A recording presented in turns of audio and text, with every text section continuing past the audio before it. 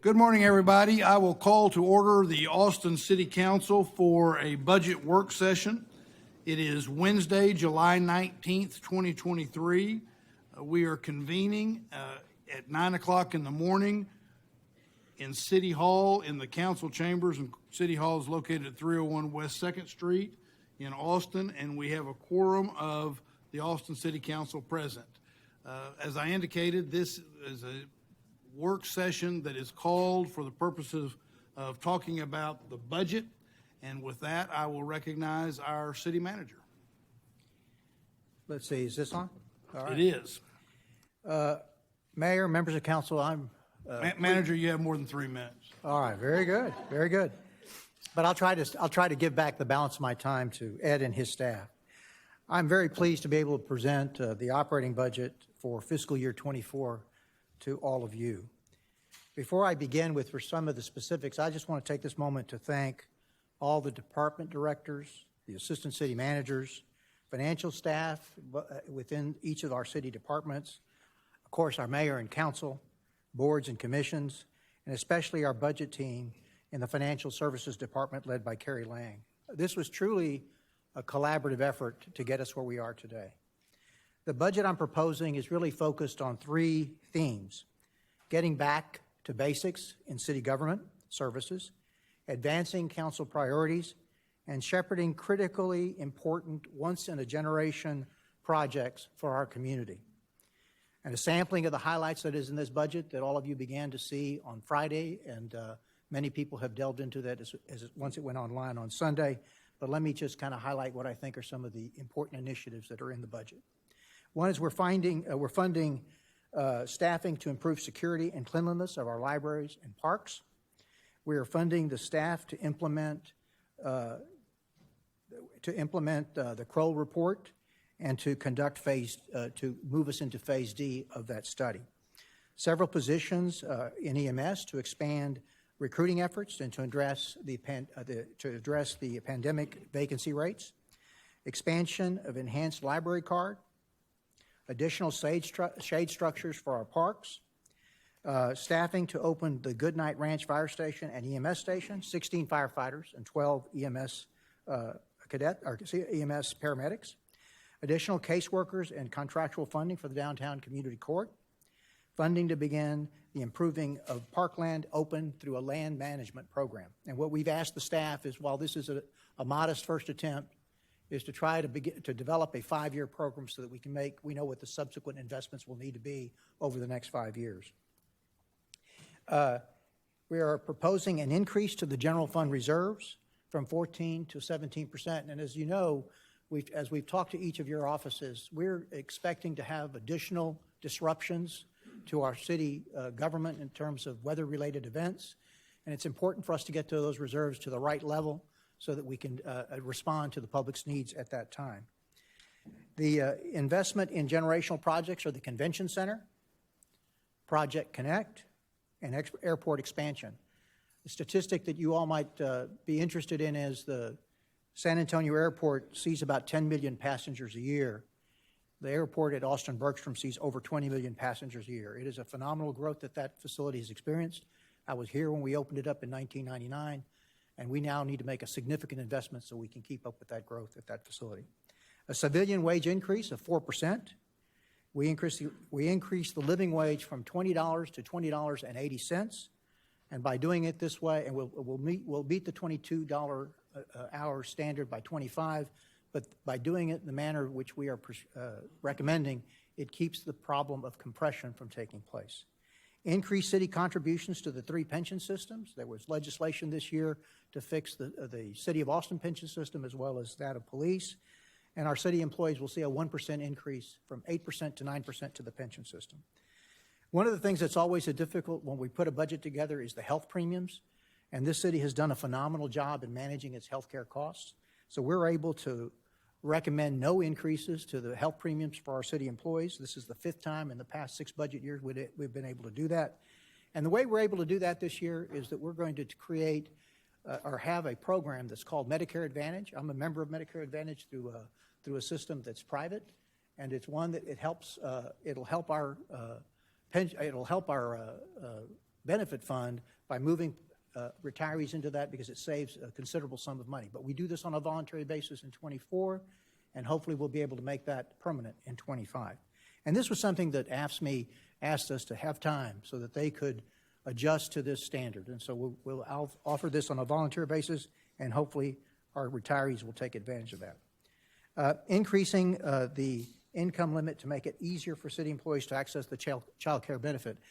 The previous councils have allocated $1 million or so for child care, and it has not been accessed at the rate that we thought it would. So we're going to change those eligibility limits so we can have more of our employees access that fund to help them with their child care cost. And while the budget increases the city taxes, we are proposing the budget at the rollback rate. A typical resident for Austin is going to have a 2% increase, or about $8 a month, and Ed and his team will get into more detail about that. And if you're a senior citizen, as I am, we'll see even less of an increase in terms of your impact of this city increase. And so before I turn it over to Ed and Eric for a more detailed presentation, let me state something that's really important. I want to stress the importance of continued fiscal discipline as we move forward with your budget deliberations. While the proposed budget is balanced in 24, you will note that in future years, we begin to run deficits as we begin to hit the constraints of the 3.5% limit that we have in our tax rate. And so as we choose what investments to make, we need to do it with that vision in mind of what it looks like 2, 3, 4, 5 years out so that we can ensure that we can live within our means. And so we would ask you to be very judicious in regarding new and ongoing investments. And now we move the approval. Is there a second? Let me turn it over to Ted.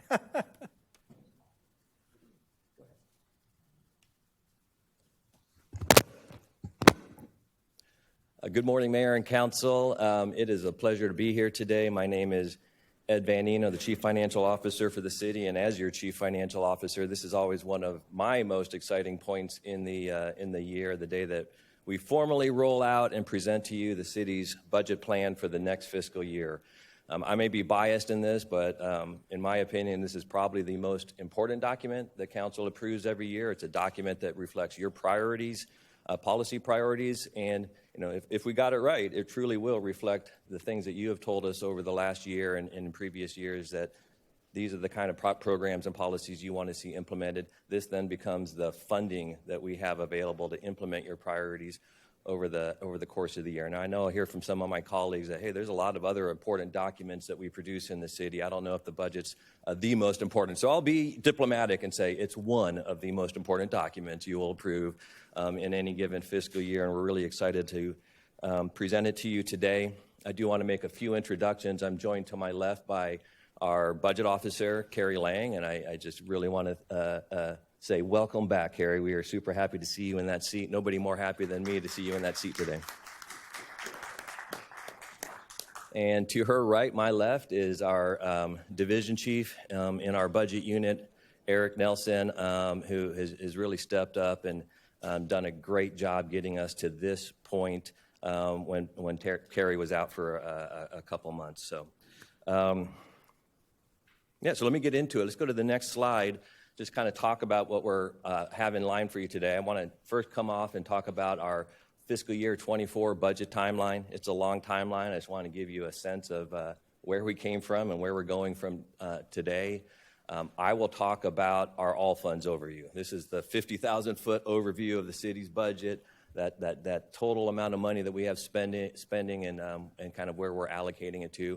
Eric will then come up and talk to you in more detail about our general fund budget and highlights, and then Carrie's going to wrap us up with our capital budget and next steps. We absolutely intend for there to be time available at the end of this for the City Council to ask us questions and to just have a discussion.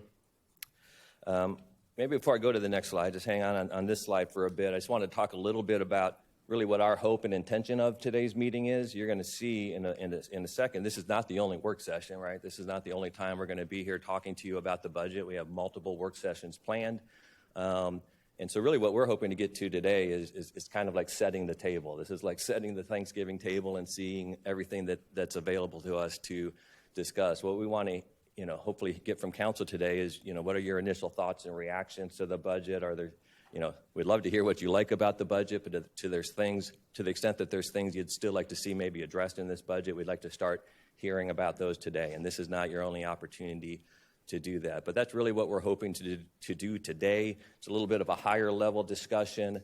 And of course, we have our budget question process. It will be an opportunity for you to ask more detailed questions about the budget. Of course, if you have questions today, we'll do our best to answer them. But just remember that we do have additional work sessions planned where we'll dive into the department budgets in more detail, and we'll have those directors available at those meetings to specifically respond to your questions about individual department budgets. Let's do the timeline, which can probably be short because I think I said most of what I wanted to say already on the next slide. This is really just to say this takes a long time. This is not something we just, did last week. Oh, gosh, we got to do the budget. Let's get it done. And no, we've been at this since January. Honestly, this year we had a request from our Joint Inclusion Committee to get started even earlier. And so we were doing Saturday budget discussions with our Joint Inclusion Committee back in December of 2022, talking about the 2024 budget process. In those early months, we do a lot of engagement with our boards and commissions, giving them an opportunity to provide feedback about where they would like to see this document go. You may recall back on May 2nd, we did our financial forecast presentation to council. And that period of, early May to middle of June is where staff is really working with all of our departments to look at the policy input we've received and trying to craft a budget that we feel is financially responsible, balanced this year, sustainable into the future, and something that addresses your council priorities. We're here today on July 19th, delivering it to you. Of course, typically we would be posting the document online. Right now, as I'm talking, we'd be putting it up online. This year, we had some requests to get that electronic version of the document out earlier, so we posted that actually on Sunday. And so I know many of you, probably most of you, have already taken a look at the budget and are going to be familiar with a lot of the things we're talking about today. As I mentioned, we have multiple work sessions scheduled. We'll be back on July 26th. The idea on that day is to dive into the next layer of detail on our general fund departments. On August 1st, we'll do the same thing, but for our enterprise departments. You do see August 3rd and 8th on here, but as the mayor mentioned in his message board post, we're kind of looking at those as optional. We'll take input from you about whether or not you think we need those additional work sessions, but they may be canceled. August 10th, the idea for August 10th is really just to not have staff presentations, but have it to be your time to ask us additional questions and to have a discussion amongst yourselves about different budget amendments that maybe have floated up during that period. And then on August 16th, we'll be before you to seek your approval of the fiscal year 2024 budget, which will go into effect on October 1st. And we can advance 2 slides and jump into what does this total city budget look like? It's a $5.5 billion budget that we're proposing for fiscal year 2024. Of course, that includes our general fund budget, which is about a quarter of our total city budget. And Eric will get more into the general fund budget. The largest portion overall of our budget, a little bit more than 40%, goes to the fact that we own electric and a water utility. Those are big, expensive operations to run. Not all cities run those operations, but in the city of Austin we do, and that's 41% of our total budget. I won't read them all, but you can see we are a full-service city. We have a lot of enterprises. We run a convention center. We run an airport. We have a transportation and public works department, watershed, drainage protection and water quality programs. So we truly are a full-service operation. The internal services portion of this pie chart speaks to folks like Carrie, Eric, and myself, and Ann Morgan. All these support functions that support the entire organization is what's in that internal service function. And then, you always have to have something to round out your pie chart. Other expenses, some of the biggest funds in that area are our employee benefits fund and our new Project Connect, the Austin Transit Partnership, and the money that we allocate to that program are the 2 of the biggest pieces of that other portion of the pie chart. Looking ahead on the next slide, these are what we call citywide cost drivers. So these are things that really flow through the entire enterprise. They touch all of our enterprises when we make these types of changes. So one of our biggest cost drivers every year is the employee wage increase. We are proposing a 4% increase for our civilian workforce this year. That 4% we did last year was the highest increase we had offered in over 20 years. This will be the second consecutive year where we're at that 4% level. Of course, inflation's been very high recently, and the labor costs have been moving up, so we feel this increase is necessary to keep us competitive in the labor market so we can continue to attract and retain the best quality employees that we can. Of course, we have been struggling in many areas to attract employees, but we believe that this will at least keep us competitive in the market. And we're not the only city that are struggling to attract employees right now. It is just a very tight labor market. We are proposing to increase the living wage from $20 an hour to $20.80 an hour. You may recall for the first time in many years, we increased our living wage, did a substantial increase from $15 per hour to $20 per hour, effective October 1st of fiscal year 23. We're proposing to take that up another 80 cents in fiscal year 24. We do project that by October of 2025, we will get to $22 an hour, which has been a priority of the City Council. Let's move on to the next one. This is speaking about our sworn compensation costs. These are costs that are already incurred and are going to be flowing forward into the fiscal year 24 budget. So this isn't the money that we are anticipating will be needed for labor contracts. We're still in negotiations with all of our associations, but these are things that have already gone into place in fiscal year 23 that are carrying forward into fiscal year 24, including $2.9 million in EMS for the full year cost of the one-year agreement that was signed for fiscal year 23. In the Police Association, you may recall that there was an extensive discussion amongst this dais about a one-year agreement in our police department to hold them over until we can get to a contract with them and to provide incentives for employees to come here and take jobs as police officers and for us to try to retain the officers. We have some aspects of that proposal were a 4% across the board increase and an additional step increase at year 23. Those things were approved in May, I believe, of last year, and so in the fiscal year 24 budget, we need to annualize those costs. This amount actually reflects the full year cost, but the incremental amount is the additional amount we need to put into the budget for those increases. And then also part of that pay incentive package was a lump sum incentive payment of $2,500 in January 2024, the first of two lump sum incentive payments. The second one, though, will be hitting in the fiscal year 25 budget. We're currently working with the Austin Fire Association through an arbitration process. We're currently at the table with EMS negotiating a long-term contract and still having discussions with the Police Association about getting back to the table to seek a long-term contract with the Police Association.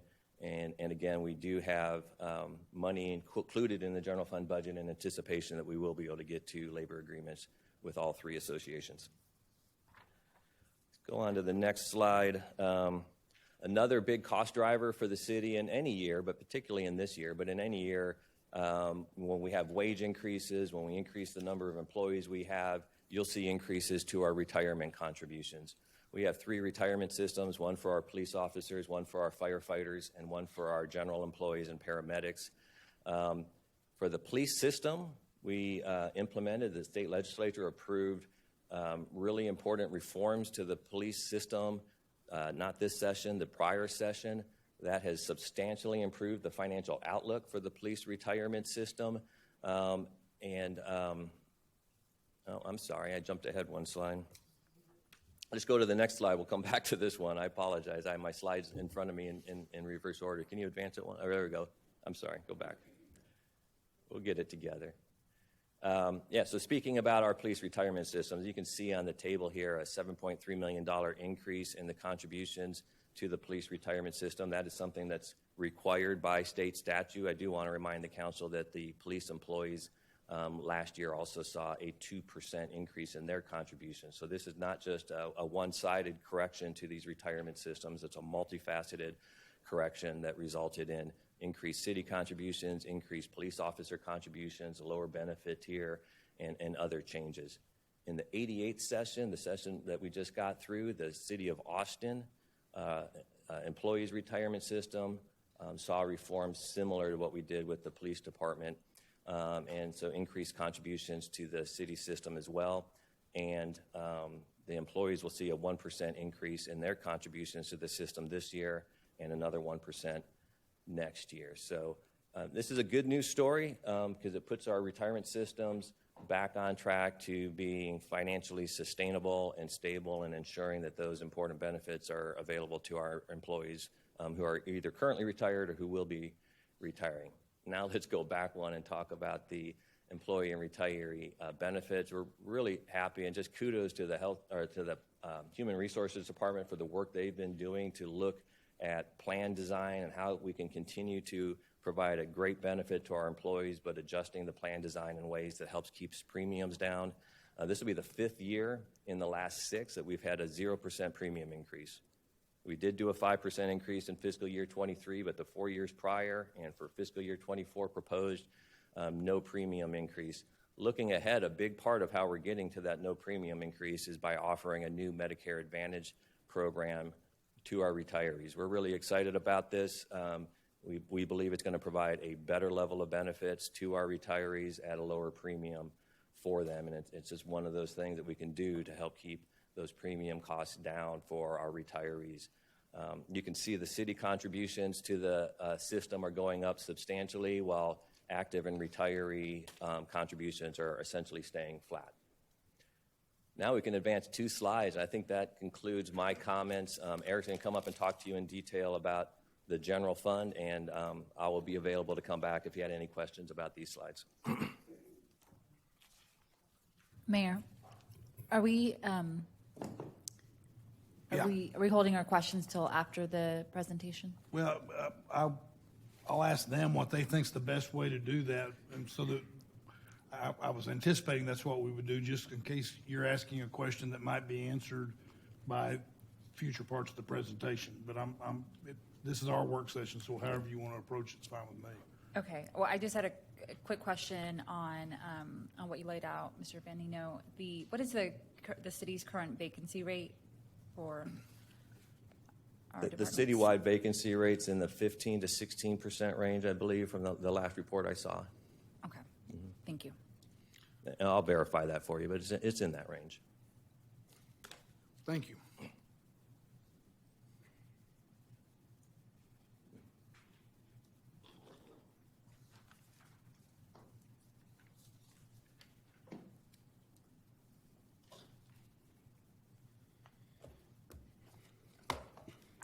Good morning, council members. I'm Eric Nelson, Division Chief with Financial Services, Budget and Performance.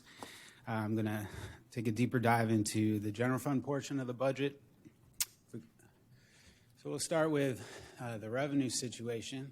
As you can see, property tax continues to be our major source of revenue. It's actually come down a bit as sales tax growth has accelerated and as a result of the legislature's revenue cap, but it still is our largest and probably most stable source of revenue. Other significant sources, again, are sales tax, which we've seen pretty explosive growth in the past several years, and we'll dive deeper into in a few slides. We have the transfers from our utilities, and then we have our catch-all other category. In terms of the year-over-year increments, property tax will grow by a little bit less than $20 million. That does assume the voter approval rate, which is the maximum rate we can go to without triggering an automatic election. One other thing I'd note is that increment at the voter approval rate is pretty small. And again, that's a consequence of that state revenue cap. We just don't have the freedom anymore to generate a significant amount of revenue when we go to that maximum tax rate. Sales tax, again, we'll dig into more, but we're expecting a little less than $13 million in additional sales tax. The utility transfers line bears a little bit more explanation. We are estimating that the Austin Energy transfer in FY23 will be reduced by $10 million for a one-time change, and that will be on the agenda for you tomorrow. So forgive our presumptuousness, but in the budget, we've estimated that you will approve that tomorrow, and that's why you're seeing such a large increase there. Without that change, it would only be a $2 million increase. That's all from Austin Water, as we are projecting that the AE transfer would otherwise remain flat. We'll dig more into the other revenue as well, but we're seeing a slight decline there, and that's a function mainly of interest and a transfer that's going away. In total, we're getting about 3.3% revenue growth versus our estimate, which seems fairly stable, but when we look out at our projections for expenditures, just our base expenditures, we're growing at about 3.6% a year. And so, as we'll see in a few slides, obviously those trajectories are going to cross each other at some point, and we'll run into a structural imbalance. Next slide, please. Digging more into the property tax, this slide just shows you a bit of the history with what we've experienced with taxable value growth in the city. And it illustrates the fundamental dynamic with property tax, which is, generally speaking, as values go up, the rate will come down. Our property tax, even with the one-time jump in FY21 associated with Project Connect, has come right back down and is near its lowest levels in over 30 years. And the other thing to note is just that we've had some pretty remarkable property value growth in Austin over this time frame. Back in 1991, total value was $17 billion, and this year we're projecting it will be over $240. And even in the last 10 years, taxable values have almost tripled. For the rate itself, we're projecting the actual tax rate will be at 42.42 cents. That's a 3.85 cent decline. Again, it is at the voter approval rate, so it's our maximum increase, but the rate is declining as a result of the value growth, which drives the rate down. The rate has three components. The O&M piece is the part we retain to fund general fund maintenance and operations expenditures. The Project Connect chunk we're committed to transferring to ATP every year to support that project. And 8.44 cents goes to service our GEO debt and other eligible debt.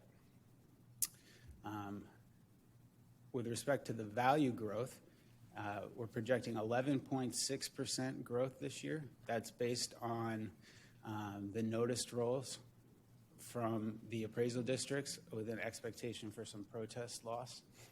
I do want to note, you may have seen the news about the recent bill passed by the legislature. I don't know how the appraisal districts are going to interpret and implement that in the next week before our certification is due. I think it's going to be challenging for them. But knowing Maria at TCAD, she'll figure it out. But that said, I would expect that growth rate to come down a little bit. Our taxable value overall is very strong. However, our new property taxable value has declined by almost 40% in the last 2 years, and we're at the lowest level since FY17. That's important for several reasons. One is just an indicator about the state of the economy, but two, that is what I like to call our free money, because it's not subject to the legislature's revenue cap. So we're getting our full tax rate applied to that new value, and it's not being capped. And so when that comes down, that's part of the reason why that property tax increment is so surprisingly low.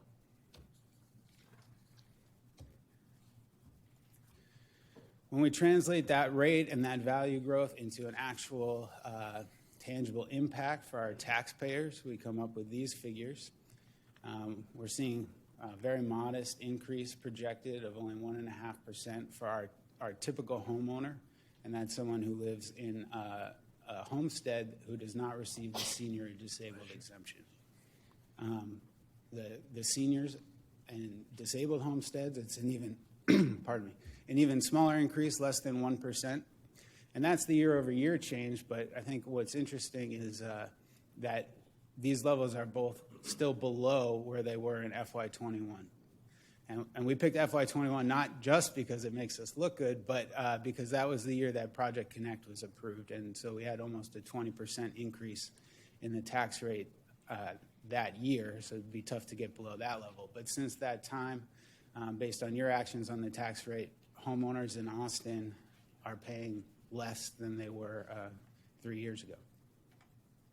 Part of that's been due to your action on exemptions. The general homestead exemption was increased to the maximum 20% in FY22.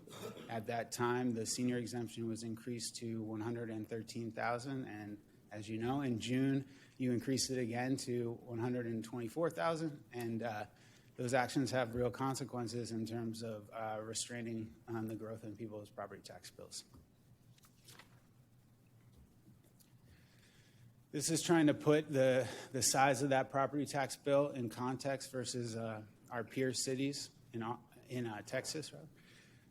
Again, you can see the impact of that one-time jump in FY21 associated with Project Connect. But PEG versus income, you see we've come right back down, and Austin's in the middle of the pack in terms of offering a reasonable bill given the level of incomes in the community.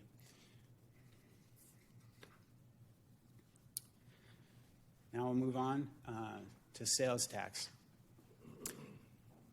My main purpose in this slide is to remind everyone that sales tax can and does go negative. During the financial crisis, we had almost 10% year-over-year decline after a year of almost no growth. And we were very blessed during COVID, but even then we did go slightly negative by almost 1%. Of course, since COVID, things have exploded.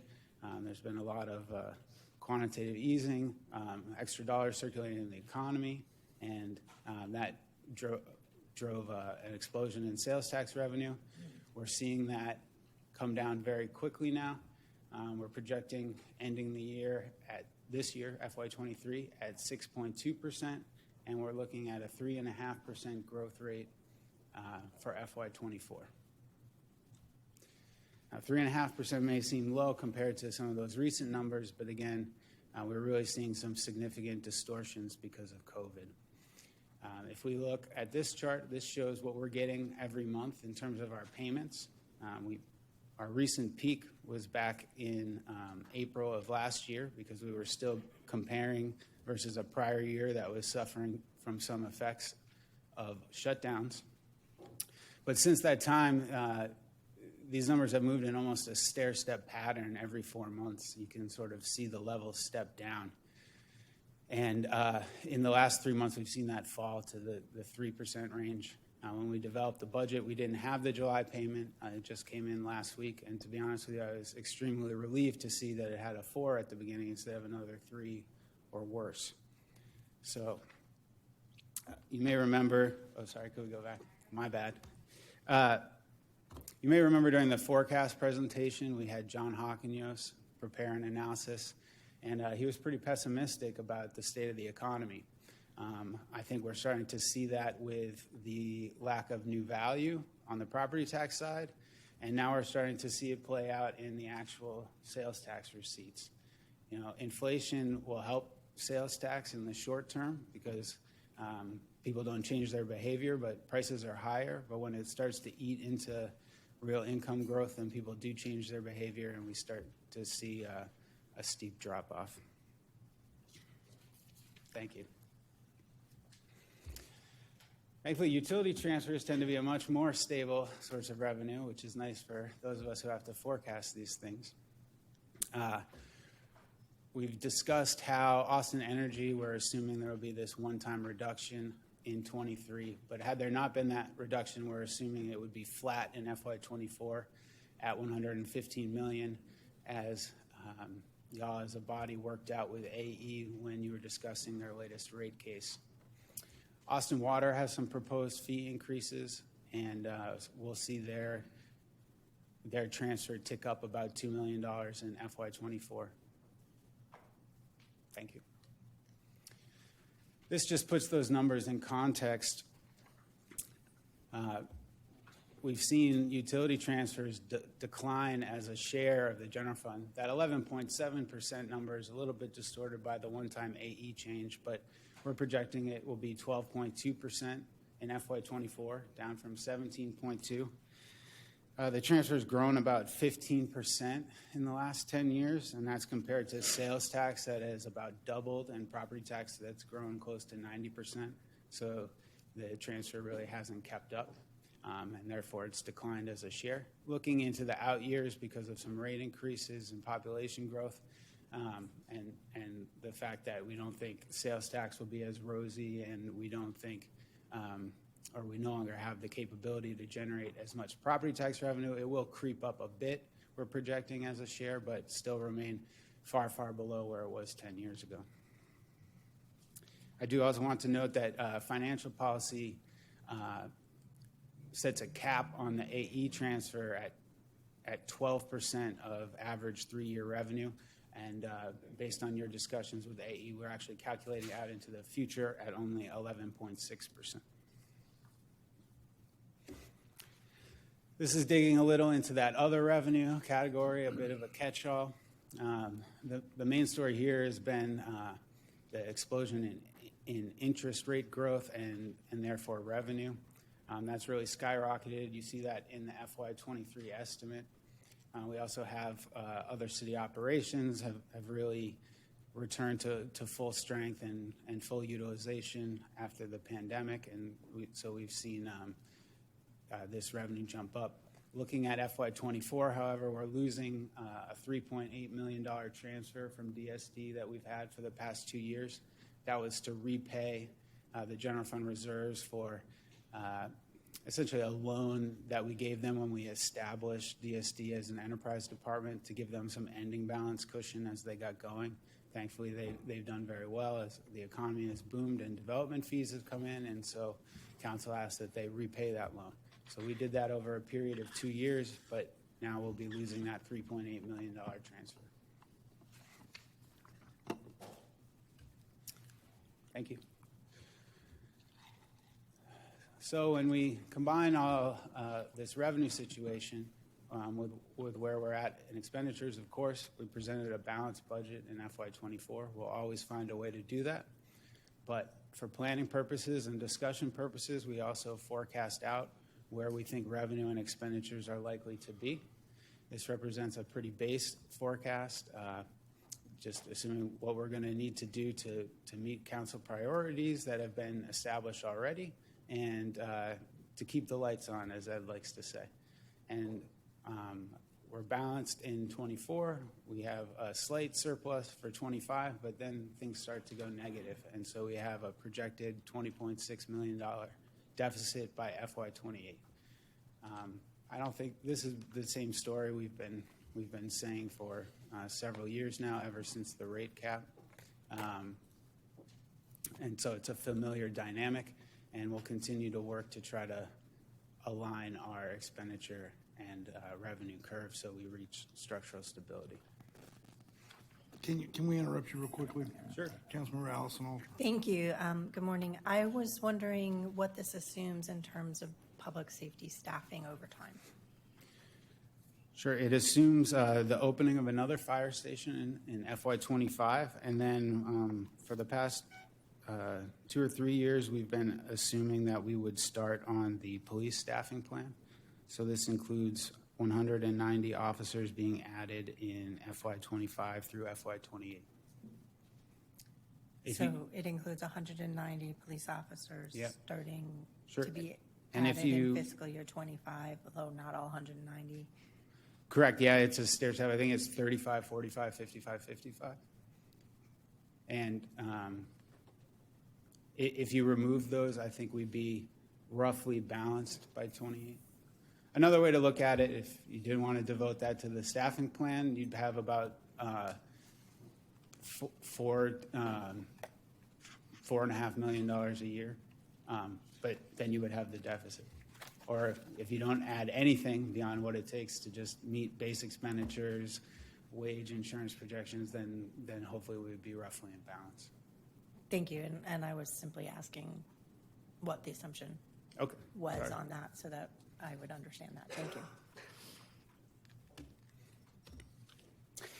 Moving over to the expenditure side, we saw the all funds pie chart where the general fund is about 24% of the city as a whole, and then this digs into what the components of that general fund slice are. Our public safety departments take up a large chunk, and then of course we have parks and municipal court, animal services, and the other departments that I'm sure you're familiar with. Can we interrupt again? Sure. It's my understanding Councilmember Harper Madison has a question. Actually, Mayor, I didn't have a question. I actually just wanted to encourage my colleagues to just hold their questions to the end. I think it would be helpful for us to just get through the presentation and jot down our questions and ask them at the end. Thank you.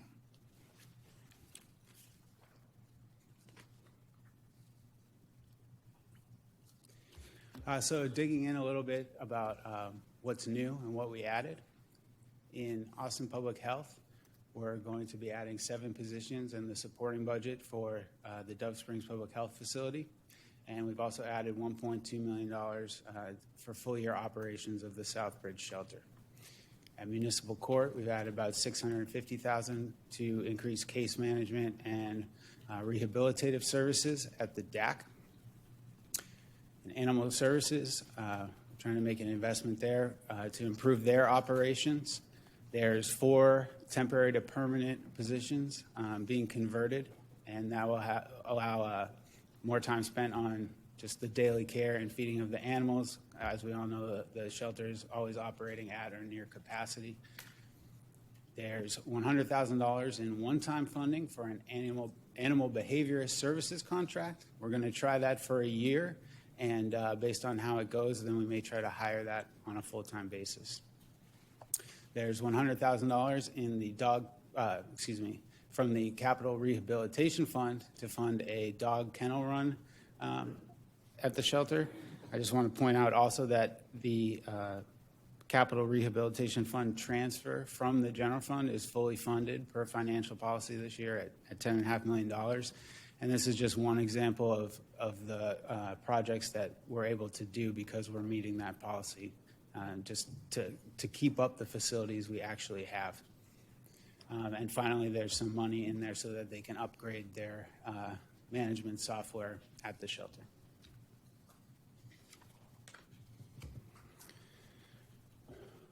For PARD, we're adding over $1 million in funding for improved security and safety, as well as for some grounds maintenance and to begin implementing a land management plan. There's $1 million in one-time funding for the Austin Civilian Conservation Corps that's been rolled over from the prior year. There's $800,000 in one-time funding for field lighting upgrades, and we also have another $210,000 for shade structures. That's in response to an IFC from UCouncil. There's $100,000 for an adult changing table at Zilker Park, which several boards and commissions have been asking for several years, so we're happy to finally be able to fund that. And finally, there's $250,000 for a retaining wall at Deep Eddy Pool that is in a state of disrepair and creating a safety issue, so we're going to get that fixed right away.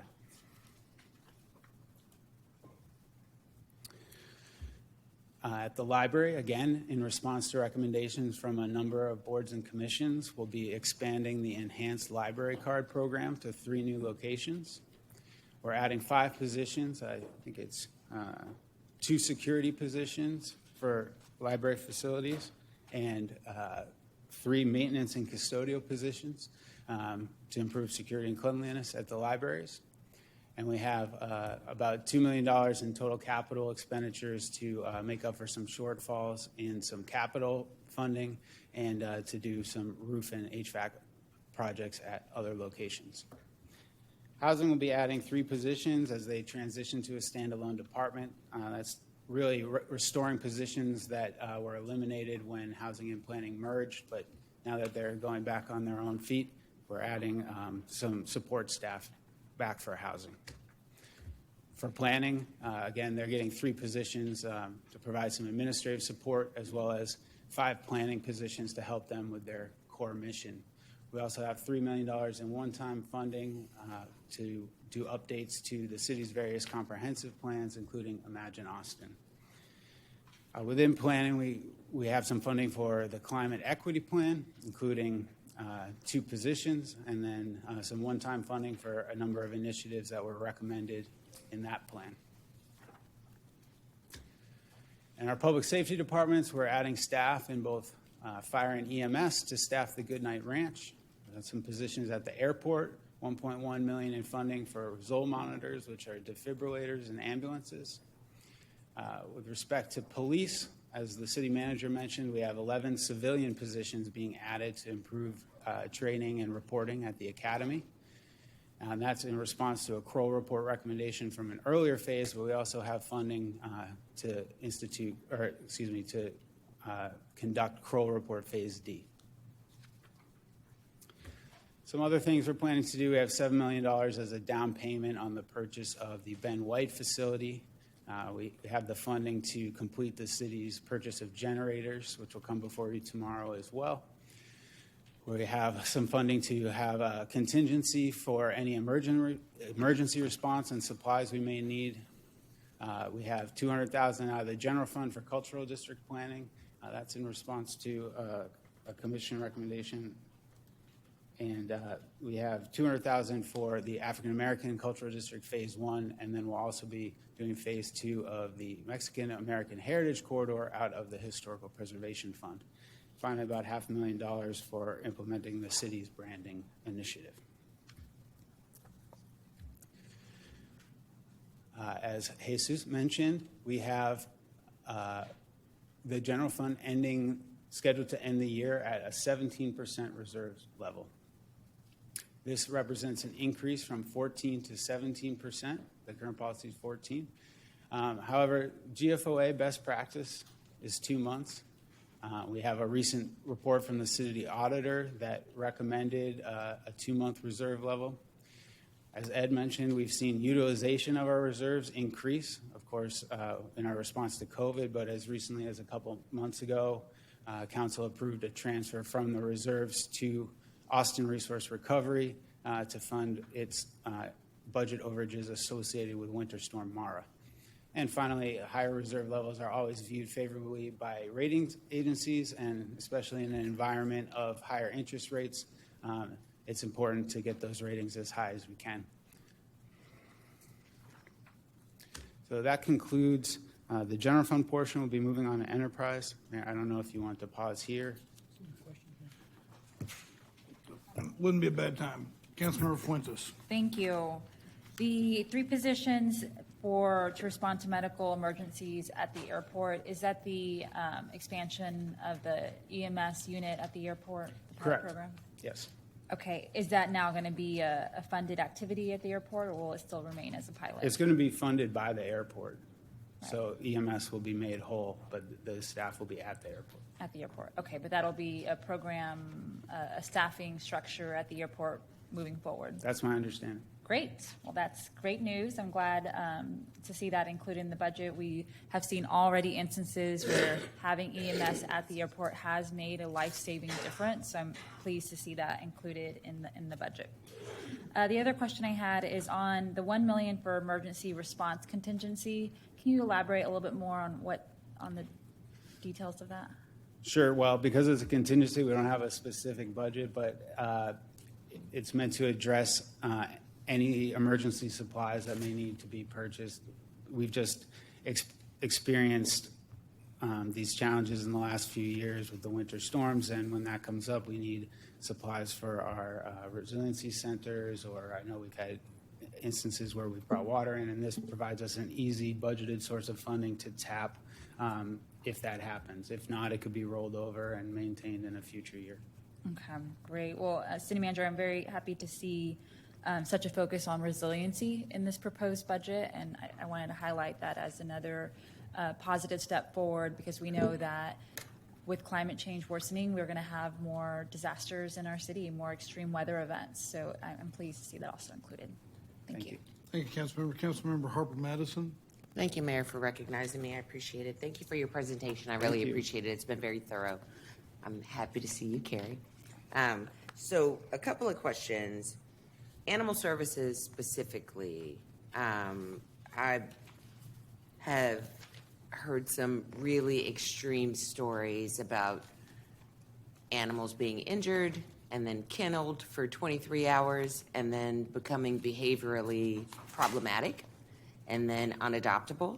So I had a specific question about this kennel run thing that you made mention of. What does that mean exactly? Well, I don't know much more detail beyond what's here, but I think it's an expansion. So I would hope it would help with those issues because it will provide more space for dogs to exercise and therefore not be confined in as small of space as exists now. That would be beneficial because what I'm not seeing is we're not adding a lot of staffing and or volunteer opportunities.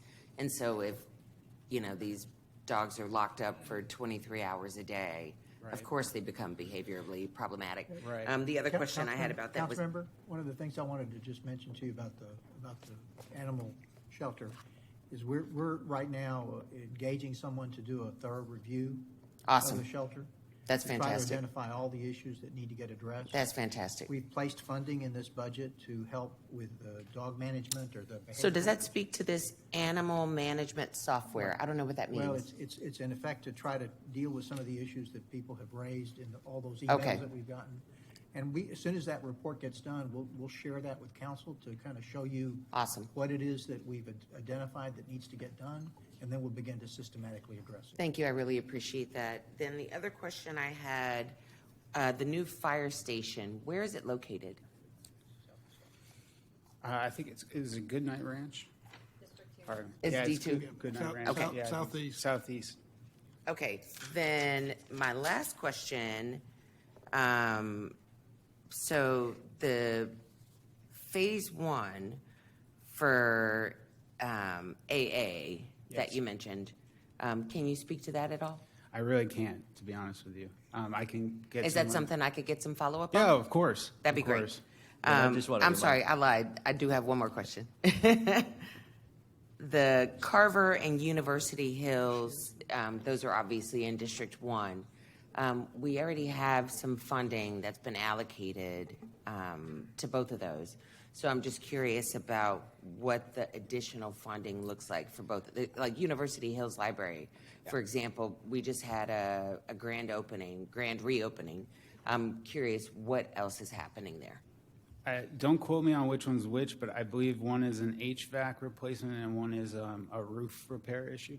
My guess is the Carver is the one with HVAC because it's been systematically a problem. Okay. Oh, Crow Report. Can you expand on that at all? Well, we have the 11 civilian positions being added, and that's in response to recommendations from earlier phases of the Crow Report. They're going to be focused on improving training at our academy. And then Crow Report Phase D, I believe, is focused on looking at messaging and communications to understand underlying attitudes in the department. Who executes that?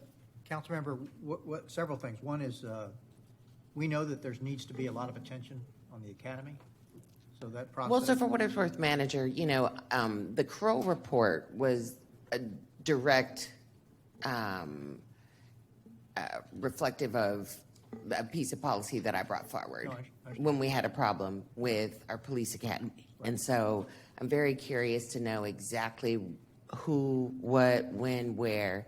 I would just like to have more details. That's right. And we'll be And that's something that you can follow up with me on. Well, we'll be You happy spend a to- lot of time coming by my office. I've been going by So- a lot of all the offices. I know. Let you know, So it's each that's office. information that I would really like to have more No, information we'll on. be happy to provide that to you. Thank you. I appreciate it.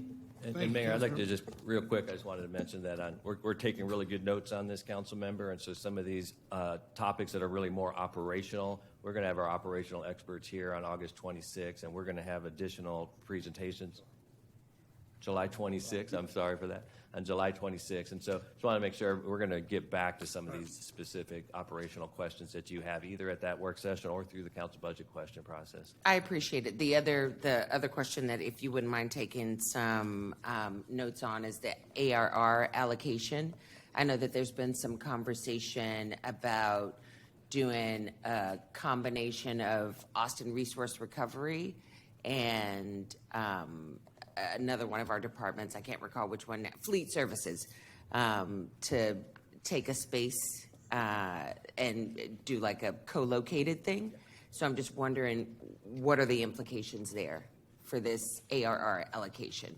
So if you just want to jot that down also and have that be something you follow up with me on. Sure. I mean, the I real quick appreciate it. answer, though, is that's not in this budget. We're working on that. That would be the joint Fleet and Austin Resource Recovery Service Exactly. Center at the Johnny Morris site. Right. We can speak more about that if you would like, but we are still working on that. We're moving it forward, and do hope to have some funding and recommended funding in a future budget or mid-year to move forward with that project. I'd like that very much. And for what it's worth, you know, as the chair of the Housing Committee, I would encourage that if that's something that you have before our next meeting or the following meeting, that's something you could present there. So you don't we can give you that necessarily have update. to keep it exclusive to the budget process. Okay. Yeah, Thank we can you. give you a quick update on that. I appreciate it. Thank you. Thank you, Councilmember. Councilmember Ryan Alter, then the Mayor Pro Tem, then Councilmember Fuentes. On slide 28, the new investments, you identified $7 million to fund down payment to purchase the Ben White facility. I'm just curious why we're using general fund instead of some CO or other. My understanding is that purchase is not debt eligible because we're already leasing it. Ed can speak to it better than I can. Yeah, so under House Bill 1869, you remember where that passed last year, it put restrictions on what cities and counties, not just Austin, but across Texas, can issue certificates of obligation for, and administrative uses we can no longer issue certificates of obligation for. And so we need to look to other financing mechanisms, or we'd have to wait until we do our next bond election to get voter approval to do that. You know, given how expensive it is for us to lease property, we're really looking for ways that we could get out of leases, get into purchase property, and that lease money we used to spend is money that we're using to pay down the new facility. So that's what the $7 million is for. Obviously, the facility is going to cost us more than that if we're able to acquire it, but this gives us, I think, needed flexibility in order to try to come up with a financing structure that will work with the constraints we have to work within. Got it. And quick question, which facility is it? This is the facility that the city currently leases. It's the one off of Ben White 290, near the Mexican consulate. Okay, thank you. And I'm curious what we are doing. I know manager mentioned in your overview letter in the budget, but as it relates to 911 call takers, what is in the budget, if anything, new or additional to address our 911 call taker challenge? So we don't have additional funding in the budget, beyond the funding that's needed to run the center. But our police department, our assistant city manager over public safety, and HR department are working on a career progression plan, like a plan to address salaries and staffing shortages in that area. I don't know that we have an update for you right now about where we are with that, but it's possible we'll be able to put that in place even prior to the beginning of the fiscal year. Not for sure, but we are working on it actively. We may need to put additional funding in the budget in future years to pay for it, but given the extraordinarily high vacancy rate they have right now, there's a sufficient savings for us to implement that even mid-year if we can get it ready in place. But really a plan to incentivize our critically important 911 call takers to stay in that profession for a long time.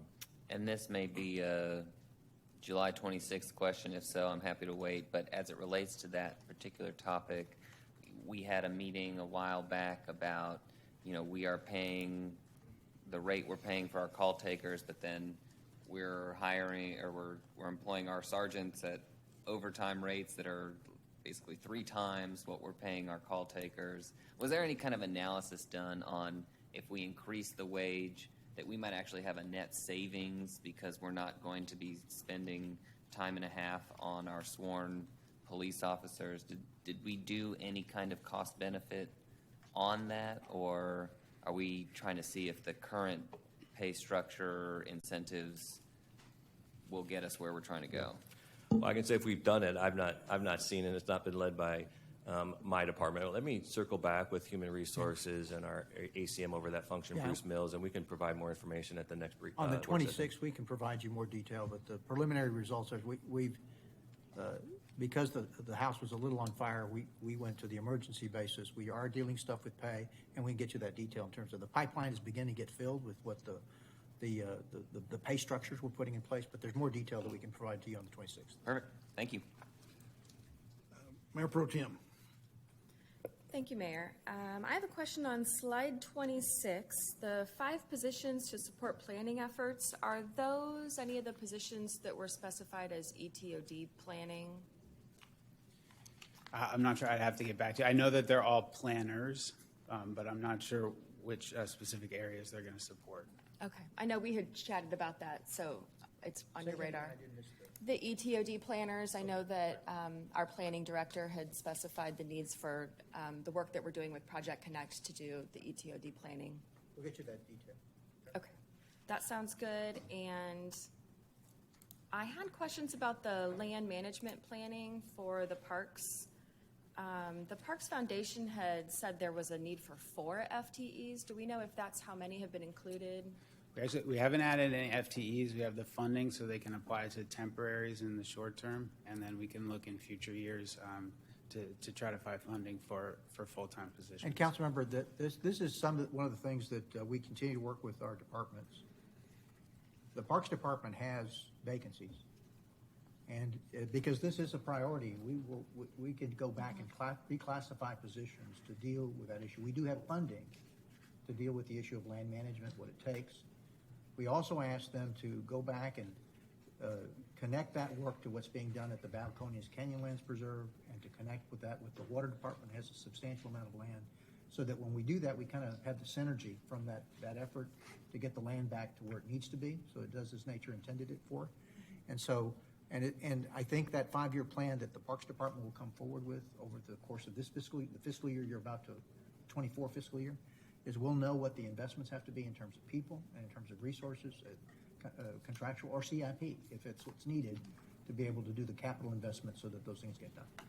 It's really good to hear, because I know we've been able to purchase a lot of acreage of land over the years, but I know there's a lot of concern for the wildfire risk, as Right. we've seen, through some of the planning that our fire department's doing, and our parks department really cares that there's a lot of areas of my district having park space and that water quality protection land where the debris still hasn't been cleaned up, and people are very scared as we see heat routinely over 100 degrees these days about, what exactly does that plan look like? Do we have staff to be able to implement those plans? And so I feel like the clock's really ticking and can't wait till next year, but I realize that's what this budget process is about. And we can bring those reports when they're done in mid-year, just so you kind of know what our thinking is about that, so your council's connected to that. I appreciate that. And my last question will be about the security staff measures for parks and libraries. Is there a comprehensive list, or should we just ask through Q&A of exactly what those allotments are expected to be? Yeah, I think both. We're happy to give you the list through the Q&A. Okay. I'll ask for it. Thank you. For the public's, for purposes of the public, there's a Q&A, and I'm not going to be able to, off the top of my head, give you the site. But when you hear us refer to the Q&A, you hear staff or you hear council refer to the Q&A, there's a question and answer situation set up so the council can ask questions. That is viewable by the public. So if the public wants to see what's being asked and see what the answers are to those questions, and before the end of this work session, I'll make sure I announce that in a way that people will be able to look at it as well. So thank you for that, Mayor Pro Tem. I appreciate that. And just before we move on to the next person, I wanted to flag that I have another just question or request about FTEs in general, but since there's more presentation to be had, I will hold that until the end in case it's going to be answered. Great. Thank you. I'll recognize Councilmember Fuentes, then Councilmember Cadre, then Councilmember Allison Alter. Thank Thank you. I just had one more question for staff on the living wage. I'm glad to see that the proposed budget includes an increase, which has us at 2080. Again, I'm very proud that we have one of the highest municipal minimum wages in the country, and that shows our commitment to our city workforce. We've seen progress in reducing our vacancy rate, but it's still at 15 to 16%, is still pretty high. What is the plan to get to 22? I just want to clarify. I think, Ed, you mentioned this earlier, but for those who are watching, we would be at $22 in October of 2024 for fiscal year 25, or is that in? I think he said October of 2025 for, which would be fiscal year FY 26. So staff's recommendation would be that we increase the living wage in line with the across the board. One that gets you to the $22 level in just 2 more years. And 2, it avoids a lot of distortions and complications with the compression issues that HR had some challenges with last year in instituting such a big leap to the $20 per hour living wage. Mm-hmm. And I wanted to share, Councilman, real quick. I just think it's just a great news story, and I appreciate your question. But just wanted to bring up this graph. Since the beginning of the fiscal year, what's been going on with the citywide vacancy rate. It was nearly 18% at the start of the fiscal year, and we've brought it down to just 14.4%. So I was saying 15 to 16% because that's where it's been, but we continue to make really strong progress to getting that vacancy rate down to where it traditionally would be in a normal labor market. We would be in that 8% range. We're not there yet, but we're making great progress, and I think the pay increases we've been able to do, increasing the living wage, has helped bring down those lower wage vacancy rates, and the things we've been doing in the call center, et cetera. So we're making progress on it, but we're not quite where we want to be yet. And I think Eric mentioned this, but in regards to the plan to getting to the $22 an hour, it's working with our Human Resources Department, trying to figure out a way to get there while at the same time dealing with the very kind of significant and expensive compression issues that occur, if we try to do it too rapidly. And so that's why we're proposing to ratchet it up each fiscal year a little bit, because that helps us in the context of other wage increases avoid the compression that causes the price tag of increasing the living wage to go up very rapidly. And Councilmember, the other thing is sometimes you have to use forcing mechanisms to get attention. And I think when Ed and the budget office did any vacancy older than 24 months is going to get swept, that created an enormous incentive for people to get off the dime and begin to figure out which were the most key positions so that they could move with quickly. One other thing we'd mentioned that we've been working at with the Human Resources Department, Rebecca Kennedy and Joe Canales, is that we're going to want to address some of the civil service rules so that we can move quicker, not consistent with what the basic regulatory requirements are, but there's things that we can do to streamline that function so that we can add staff at a faster clip than we've been doing in the past. And that's an opportunity for us to come back to council at the appropriate time. Good deal. Thank you. And I'm very happy to see the progress on us the city reducing the vacancy rate, and that just goes to show the impact that we can have as we continue to raise our living wage. Thank you. Thank you. Councilmember Cadre, Councilmember Alter, then Councilmember Vela. Great. Thank you, Mayor. So just a quick question. Does the 5-year forecast include the decreased property tax revenue from the bills that were passed and alleged during the special session? So, as I understand it, and we're still processing it, but that bill should not affect our revenue. It will have a slight effect on the distribution in values between residential and other forms of property, but it should not affect the city's revenue. What you might see even in 24 is a slight uptick in that typical ratepayer bill. We're at about 11.9% projected growth, and homesteads are currently capped at 10%. This bill would cap other property at 20%. So, maybe overall growth comes down by a few tenths of a percentage point, but we think that would be pretty minimal. And again, it won't affect city general fund revenue, as I understand it at this moment. Great. Thank you. Councilmember Allison Alter, then Councilmember Vela. Thank you. My colleagues have brought up a lot of issues that are important to me as well, so thank you for your questions. Councilmember Fuentes, I just want to add that if we were adding 80 cents a year when we got to fiscal year 26, we would be above 22. So I don't know that it means that we're exactly at 22, but we would be reaching that goal in that year. I don't know if that's the rate we would be increasing it at, but I think that's just something to keep in mind as we're assessing the progress that we're making.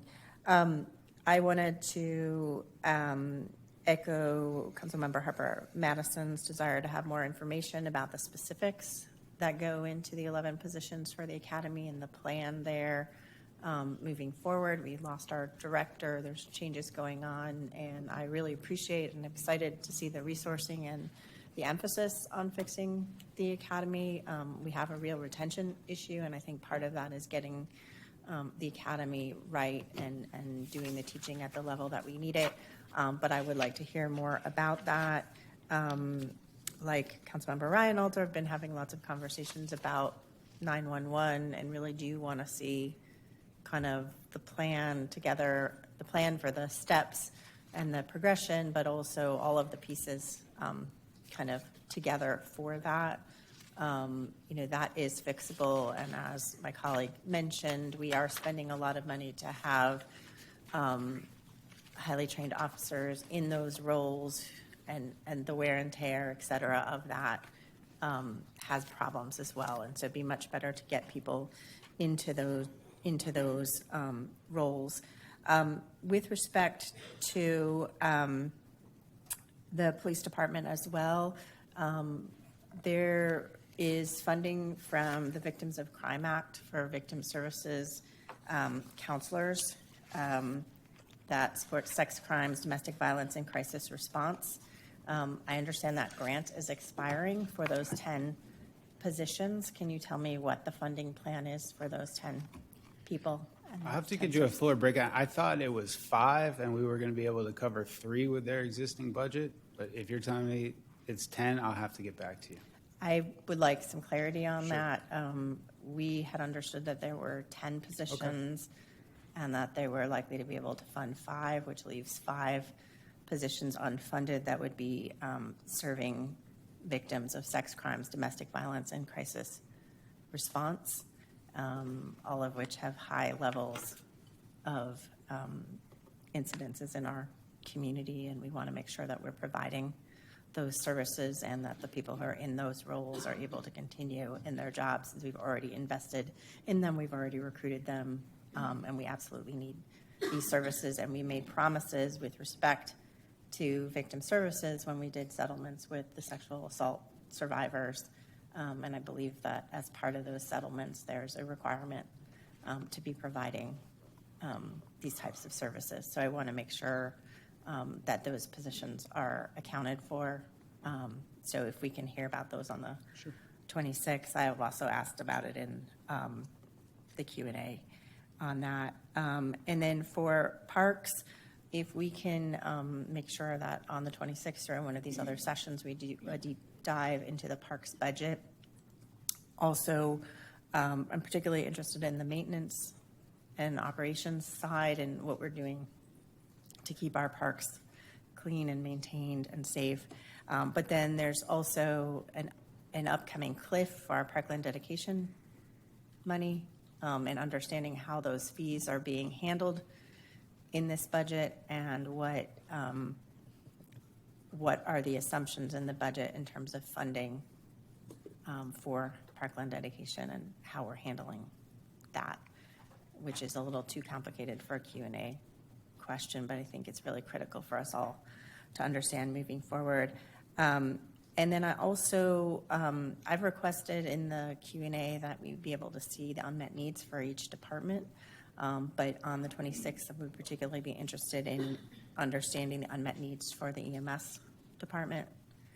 Was pleased to see some investments, making the airport more permanent and the Goodnight Ranch investment, et cetera. But I think there were several other needs that are really important if we want to keep response times down, such as the C4, the hotline, making sure that we are funding those positions because those allow our ambulances to stay in circulation, but also some training stuff so that we can end the vacancies. And then finally, I'm not sure this is a budget conversation, but I do want to flag that, one of the things we have been doing is changing our HR leadership and our HR department processes and procedures. Recruiting and retaining folks is not just about the wage, it's also about the process for hiring. And so I would like to hear more about that. If that's inappropriate as part of the budget discussion, we can move that to audit and finance, but I think we should really have a conversation because it's not just, what we're paying people, it's also how they come into the system, how long it takes, where the balls are being dropped, et cetera. So I think that would be important moving forward. Yeah, and my preference would be, since that's an operational item, is to be able to talk to you about how we're, from an operational standpoint, are trying to deal with that, and we can do that at Audit and Finance. Thank you, Councilmember. Councilmember Vela.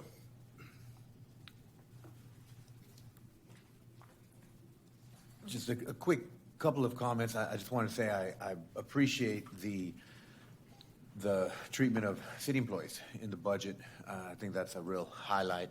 4% raise, minimum wage going from 20 to 2080, $2.5 million, if that number is correct, in the compression to get those kind of, just above the $20 to a fair amount.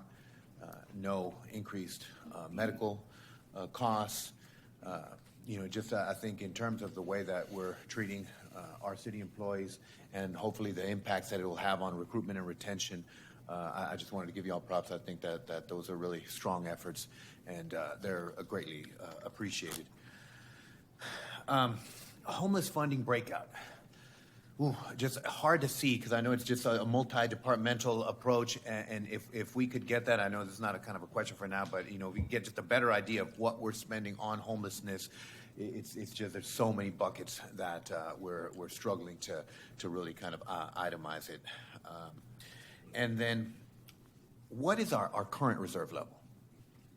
It's 14% of ongoing general fund expenditures.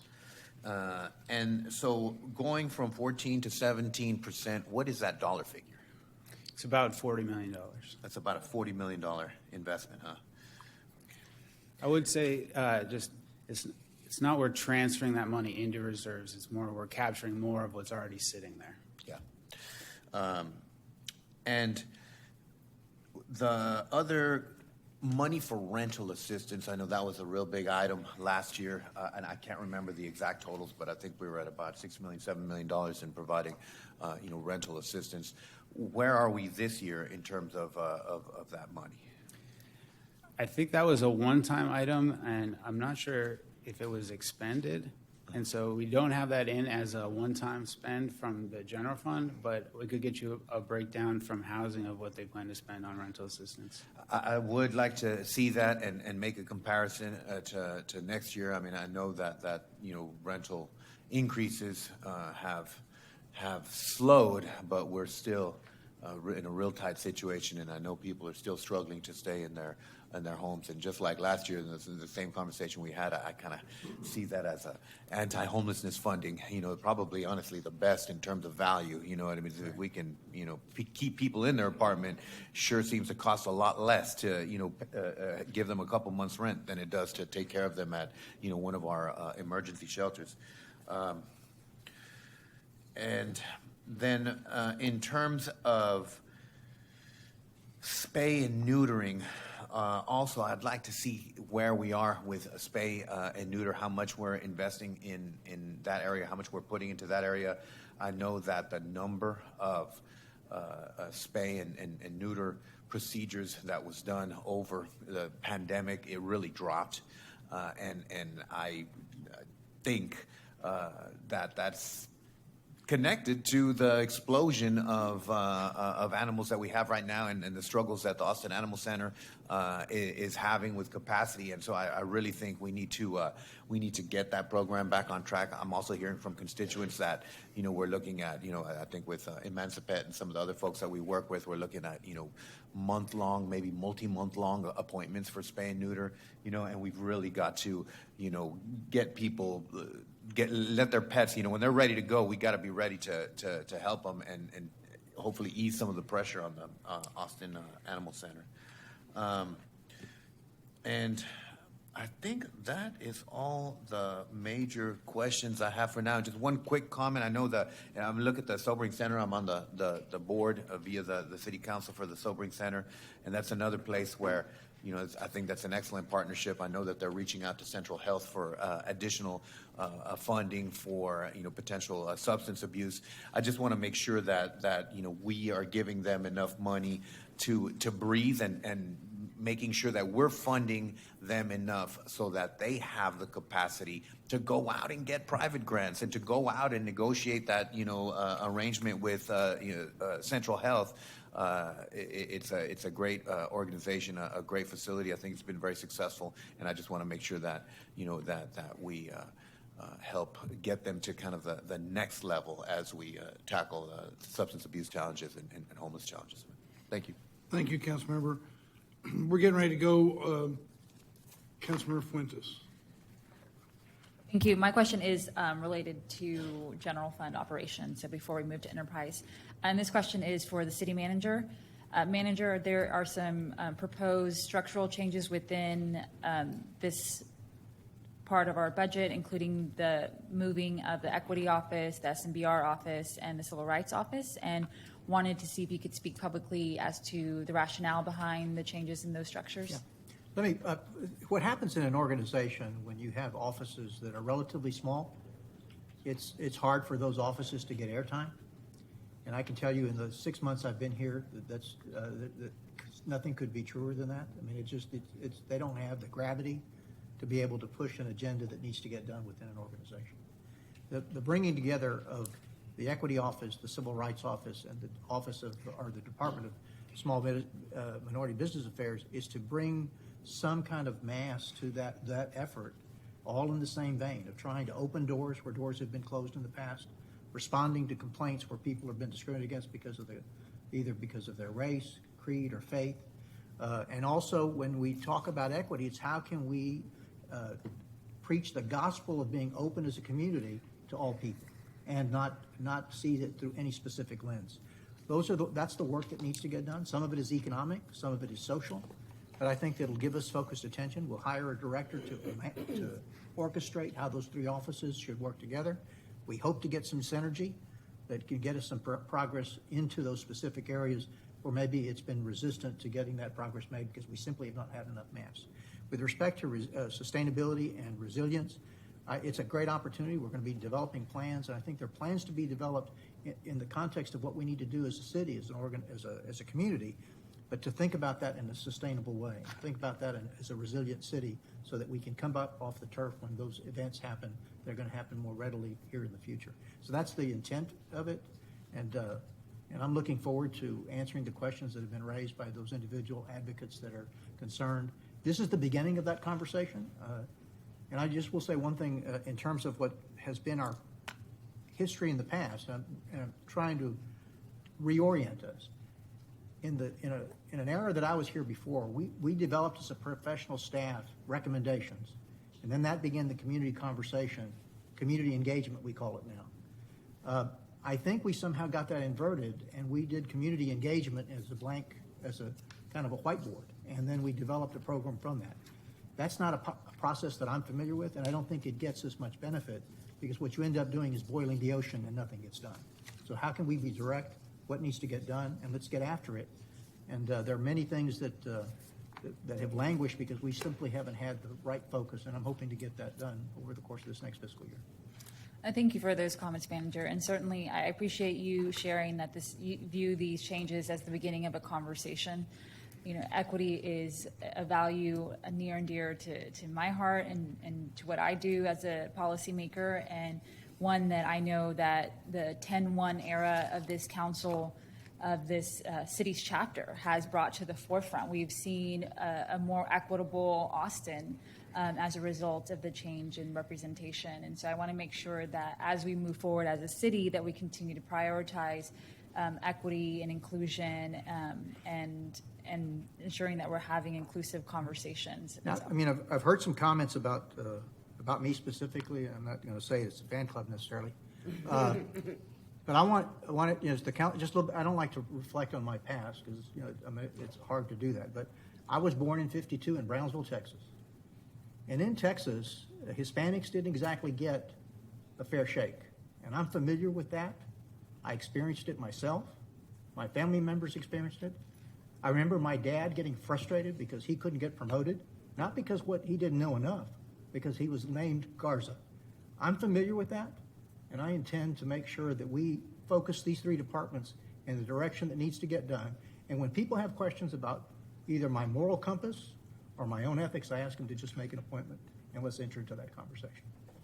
Thank you. Councilmember Harper Madison. Thank you for the recognition. I'll try to keep it brief. I wanted to just say I'm really appreciative and want to highlight my appreciation for the additional funding for the DAC. I think it's critical.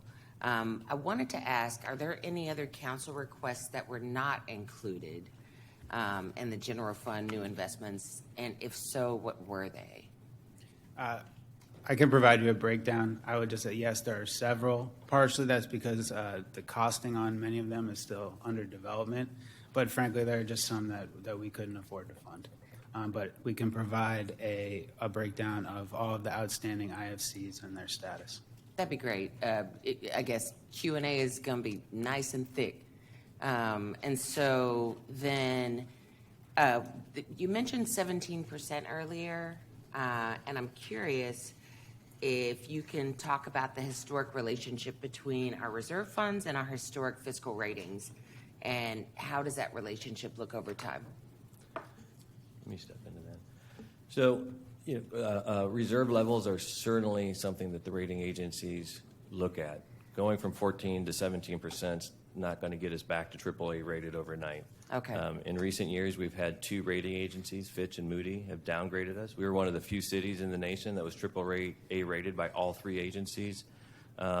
But as a result of growing pension liabilities, which I've talked about earlier, and we've taken aggressive steps to remedy that, as a result of those growing pension liabilities, but also specifically in our Fitch downgrade, references to the lack of expenditure flexibility that we now have under a binding fire arbitration, that the rating agency viewed that as a significant cost driver for the city, that this body The binding what arbitration? I'm sorry. Fire arbitration, the binding fire arbitration, Okay. where either the fire or city can ask for a binding arbitration if we can't get to a contractual agreement. But that was specifically referenced as, that's a big cost driver in our general fund, and the city council no longer has control over that cost driver because of the binding arbitration process. So those are the two factors that really were called out in our downgrade. But as we look for a way to get back to a AAA-rated credit with all three of our rating agencies so that we can get the lowest possible interest rates. You may have heard this number being talked about, $1.8 billion of authorized but yet unissued voter-approved bonds. The higher our interest rates, the more money that costs our taxpayer to service that debt over time. And so that's a big number and a potential big savings if we can keep our credit rating high. And so we're looking for everything we can do to get back to that AAA credit, and increasing our reserves isn't going to do it on its own, but it's part of what the rating agencies are going to look at. It'll certainly be well received by them. When the cost of borrowing goes up, that means when we're trying to scope a project, you've got to make adjustments to that project so that you can fit with the budget. That's why it's important for the rating agencies and what they say we secure a better interest rate with a better credit rating. And also the fact is that when we put the 3.5% cap, as was done for us by the legislature, that also led to some skepticism by the rating agencies of whether we had the financial wherewithal. We're trying to build the reserve fund up. We're also building up the reserve fund for Austin Energy. When we looked at, and I know we're going to get into the enterprise fund here in a minute, those were not in the shape that we needed them in, given what our... I hate to interrupt you, but that leads me to the question, what was our rating when we had AAA? Like when we were at the top in those rated years, what's the difference between what our reserves are now and what they were then? Sure. Again, that's a question that you can follow up with. Okay. I mean, it's just something I want to... Why don't we do the analysis and then come back and talk? That'd be great. I appreciate that. And then I have one last question. Our additional planning staff. So during our most recent Housing and Planning Committee meeting, we worked with city staff to develop this prioritization chart and a timeline for LDC amendments. I want to know how these additional 8 positions within the planning department will impact the current timeline reported by staff for completing the initiated code amendments, and will staff be able to expedite those code amendments? Good morning, Council. Veronica morning. Briseño, Assistant City Manager over the Planning Department. So the current plan with the 5 additional staff, and I'll preface it with, as you know, working with your. I thought y'all said 8. I'm sorry. Did I It is mishear a that? total of 8. There are 3 that would make the Planning Department whole from the separation of planning and housing, and then there's an additional 5 new FTEs. So the initial 3 are to help with that administrative support in the separation of the departments. The initial 5 are planners. They will be assigned throughout the organization. And I was going to preface with absolutely the code amendment process that we've been working closely with the Housing and Planning Committee on, as well as the full council, is our priority. And we will continue to expedite those amendments and prioritize it with the guidance of council. The 5 positions that that this budget has included would include 1 principal planner and 1 senior planner for the zoning team, which has been significantly understaffed and has had some vacancies as well as a long-range planner, 1 principal planner for long-range planning and 1 senior planner for the code amendment process specifically. Also 1 senior planner for the code amendment development. So we will be focusing 2 of those 5 on code amendments. The additional 3 will go to help the other planning priorities in the department, and of course, all of our planning staff is focused on the code amendment process. Thank you. I really appreciate that. And then my last question is about salary compression. I'm not sure who's the best person to speak to that. I appreciate the tremendous work that you guys have been placing on raising the minimum wage for city employees, and we can see the immediate impact. I mean, with so many of the roles that we once struggled to hire for, but I keep hearing over and over and over about our staffing shortages, and so this is something that's super important to me. I'd like to say, is there a way to measure how we handle the impacts that these wage increases have on salary compression? Are we doing a good job? Have we addressed some of our projected compression issues?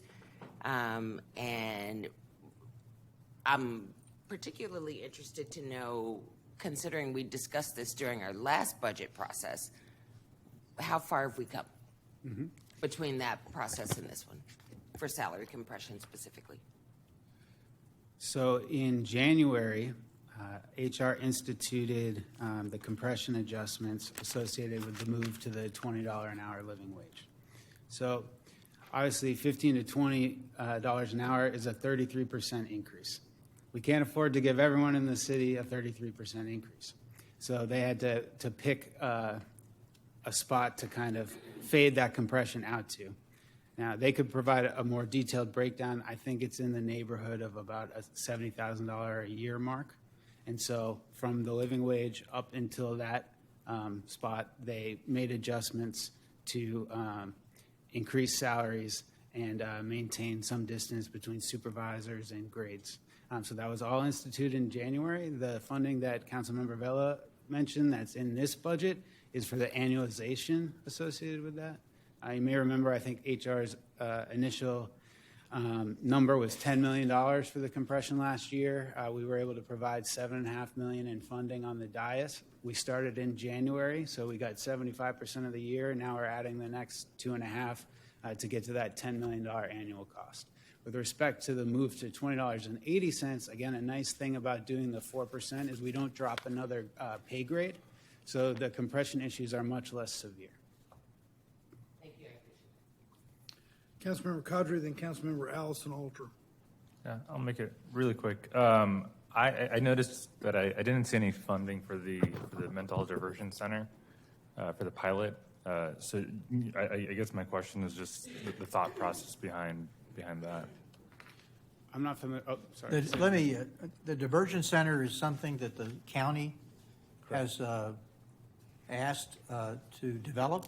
It's my understanding that that the The detail of what that's going to be and how it's going to work is in the process of being worked out. What I've indicated to the people that have asked whether the city is going to have dollars to appropriate for that center is I've indicated to them that is in my judgment, a healthcare cost.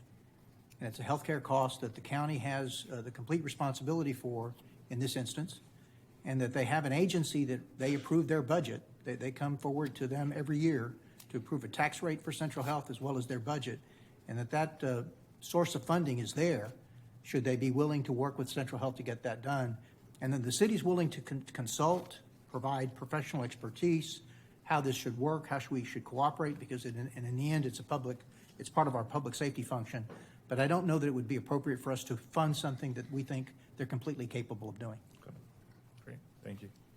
Councilmember Allison Alter. Thank you. I just wanted to speak as chair of Audit and Finance to the reserves question. We've been talking about it a little bit in the committee. My vice chair and I initiated a special project with the auditors to give us a view at what other cities were doing. And I think, for me, I initiated that because I needed more information, because it sounded like a lot of extra money to be putting into the reserve. But I would really encourage folks to read that special project report if you haven't read it. I think it is very important to understand the importance of getting to that 17%, which is 2 months worth of reserve. This is not an arbitrary number that our staff picked out and said, oh, we've got this extra money, let's squirrel it away. It is really an accounting standard that is out there. Several of our peer cities are at that or exceeding that level. So, if we are going to have a conversation about the reserve policy, I would just really encourage folks to make sure that they read that special project and digest that. The ratings of the city is not something that we take lightly, and I will say that ours were downgraded later than other cities because we had the AAA rating, but in part because of the arbitration issue and the pension issues and the 3.5%. And so things that we can do, like this reserve, which really is about, not spending money that we don't have, are important for getting us back up to AAA. We have a lot of bond issuances that are out there, and the ratings do affect things. My hope is that we will reach an agreement with the Fire Association, and perhaps that will also ease some of the pressure on the ratings from the rating organizations if we can demonstrate that we can navigate through the binding arbitration with the Supreme Court rulings, et cetera. There's some different dynamics there. And so I think this is, at this point, absent fully understanding, what we're not funding that we need to be funding, which we have to have that conversation. I do think that we should take very seriously this recommendation, and I would encourage all of you to read that special project report that the auditor's office did for myself and the vice chair of Audit and Finance. Councilmember Poole. Yeah, just to tag on to what my colleague and chair of the Audit and Finance Committee said, I was really glad to see our status in that special audit. It was really important. That's our savings account, and it's a necessary reserve for us to have. And I would point to the fact that, for me, I don't think that 2 months of reserves is really that much. It's what we're aiming for, and it's what is considered to be best practice. But when you look at the size of our budget and the fact that there's really little we can control when the economy takes a nosedive, 2 months could be spent very quickly. So I appreciate having that reserve as a hedge, and I would urge everybody to think about it as our savings account. Thanks. Thank you. As we go into the discussion on enterprise highlights, for the public that's watching this and wants to follow along on the budget, we have a series of meetings that we're going to be talking, work sessions that we're going to be talking about this. And you may have heard reference a couple of times to the 26th, the 26th. The way this is going to be done is on July 26th, we're going to be able to take a deeper dive into the general fund. And then on August 1st, we're going to take a deeper dive into enterprise fund.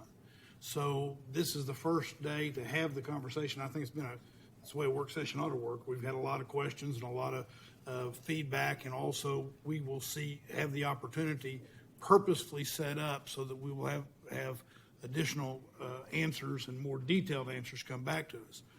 For the public, note July 26th and August 1st for those two different work sessions.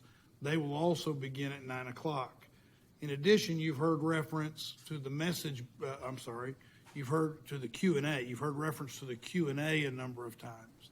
That process has already started where council can ask questions and get answers in a public forum, and the Q&A is a living document. It will continue until a budget is passed. So if the public is interested in that, you can also go and look at those. But I'm going to ask trying to get to that is not an easy thing.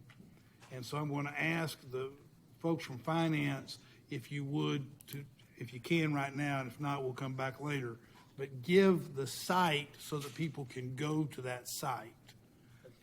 And what I'll do is I'll also, for those that pay attention to the message board, which is something that the council is able, under the Public Information Act, Open Meetings Law, to communicate when we're not in session.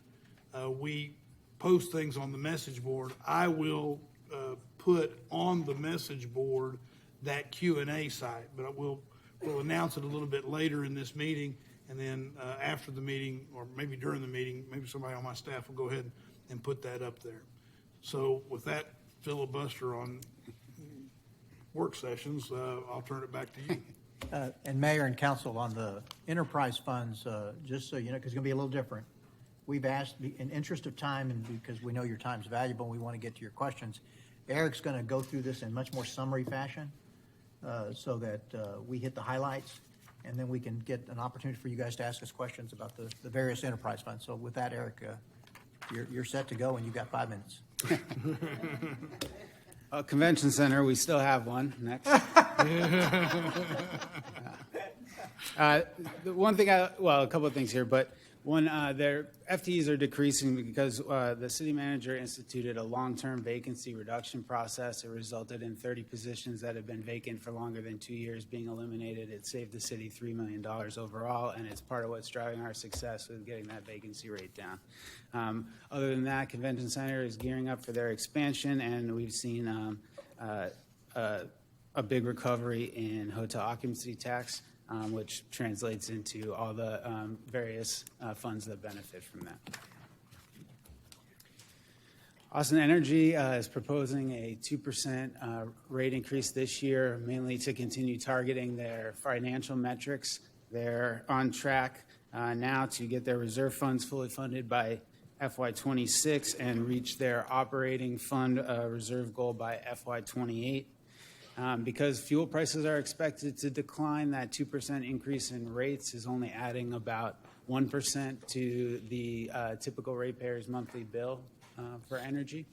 On the expenditure side, they'll be adding several positions, but they're all a conversion of temporary to permanent positions, and there will be cost offsets for that. Austin Resource Recovery is still emerging from its response to Winter Storm Mara. Their expenditures are going down because they had such a large one-time expenditure this year to respond to that storm. They'll be increasing their rates. Even though the general fund did give them over $15 million, that represented 75% of their total spend on Winter Storm Mara. They have a fund balance deficit they need to make up associated with that other $5 million. That's a big reason for the rate increase. It's about 5.2% to the typical customer. They also have a share of the clean community fee, which is going to increase a little bit for activities like street sweeping because of their normal cost driver trajectory. Aviation, they've seen a big recovery in passenger growth, and they're planning their terminal expansion. They have a ramp up in expenditures associated with both of those, and their revenue tends to track that because they bill out to the concessionaires and airlines.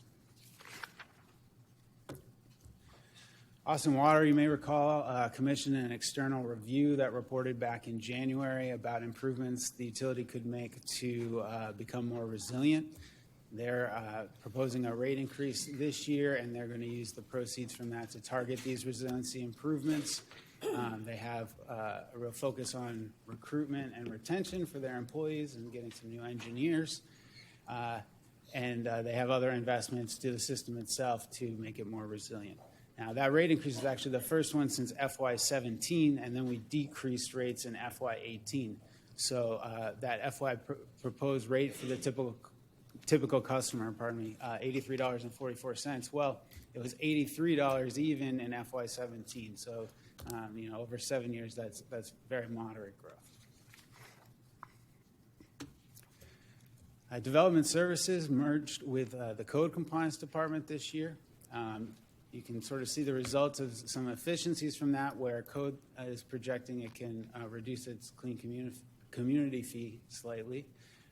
There's $2.5 million in DSD for a study to continue working on process improvements so that we can make that permitting process faster. Transportation and Public Works have merged into one new department.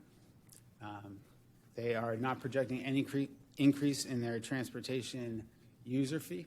And we also want to point out on this slide that we're transferring out 47 positions from these departments to create a new Capital Delivery Services department. Carrie will get into the capital budget later, but you can see we have a very aggressive ramp up in appropriations over the next several years, and that new CDS department is going to help us deliver it. Watershed Protection is also proposing its first rate increase since FY17, which will lead to about a 9% jump in their revenue. They continue to have creek cleanup costs, and they're also going to add 11 positions to work on cleanup and their infrastructure projects. This is finally a summary of pretty much everything we've seen so far in terms of the cost impact to a typical resident. If we skip down to the bottom line, very moderate increase of 2%. We talked about the fee increases in the respective enterprise departments, and we have that very moderate increase in the property tax bill. Overall, it's tracking to a pretty moderate year for our typical resident.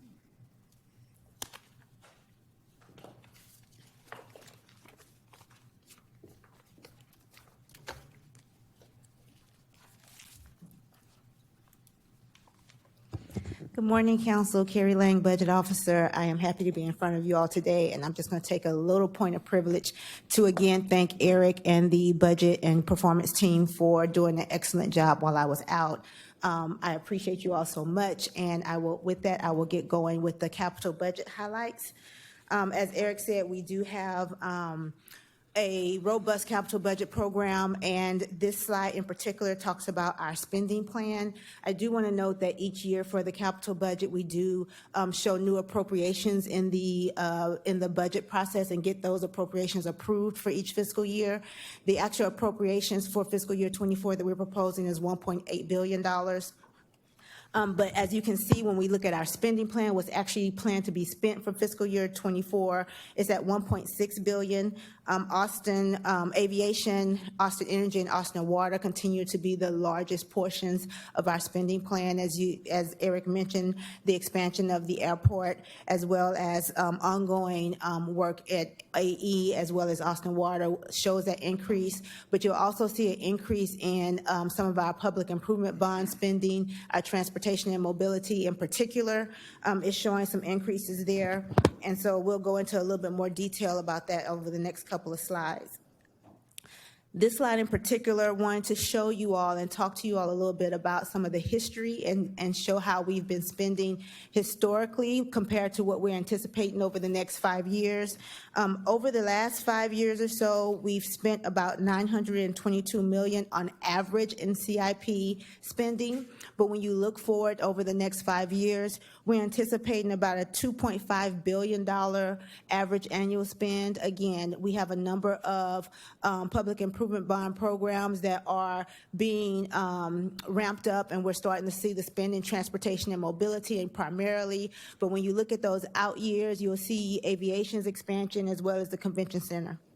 And these are the generational projects that the city manager has mentioned in his remarks on things that we're trying to do to make sure that we're doing improvements to our infrastructure that will impact us for several years. The team has talked about this slide in several different instances where we talk about, and Ed mentioned, our authorized but unissued balance of $1.6 billion. It'll be $1.6 billion after the September 2023 sale. We wanted to make sure that we kept this discussion in front of you as we looked at what our active bond programs are doing. And just to give you all a reminder, that 2022 bond, that is our housing bond, that was $350 million. We still have a number of dollars, a healthy balance for our transportation and mobility bonds.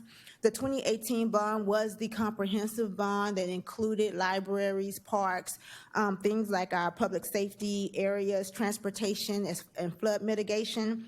And so when we look at where we are and how we're spending, we want to make sure we keep this in the forefront of your mind. As you see the increased spending plans over the next couple of years, it's because we're trying to draw down and spend these bond dollars in a meaningful way and get these projects completed. We will be putting a slide up toward the end of this presentation to show Austin Finance Online website, talk about the council budget questions, but there's also a website attached to that that shows our capital delivery and where our capital programs and bonds are our projects are showing some progress. And so you can go there and track data, track what progress we're making and updates on those programs through that website. I'm sorry. Yeah, Councilmember Vela. Sorry to interrupt. I just real quick. The 2020 and 2022 are the housing bonds. Is that correct? 2020 and 2020 is the housing. 2022, is the housing bond. 2020 is transportation and housing. Transportation and housing. No, 2020, $460 million is the bike lane and active mobility one. 2022 is the housing. 22 is housing and 18 had some housing. 18 had housing as well. Okay. And then the 2020 is transportation active mobility? Transportation and mobility. Got it. That one is, yeah, and Project Connect had also anti-displacement dollars, but that's probably not in this chart, right? The I will have to double check to make sure. I'm not sure. I'll check and make sure and get back with you on that. Thank you. Just wanted to clarify. Next slide, please. So this is just a quick overview of some of the capital spending highlights for fiscal year 24. Again, aviation is beginning their expansion projects, and that includes their baggage handling system. This system is anticipated to increase the screening capacity at the airport and will increase functionality and security. Construction is anticipated to begin this fiscal year, so they're just starting that, fiscal year 24. Likewise, Convention Center is starting their expansion project in fiscal year 24.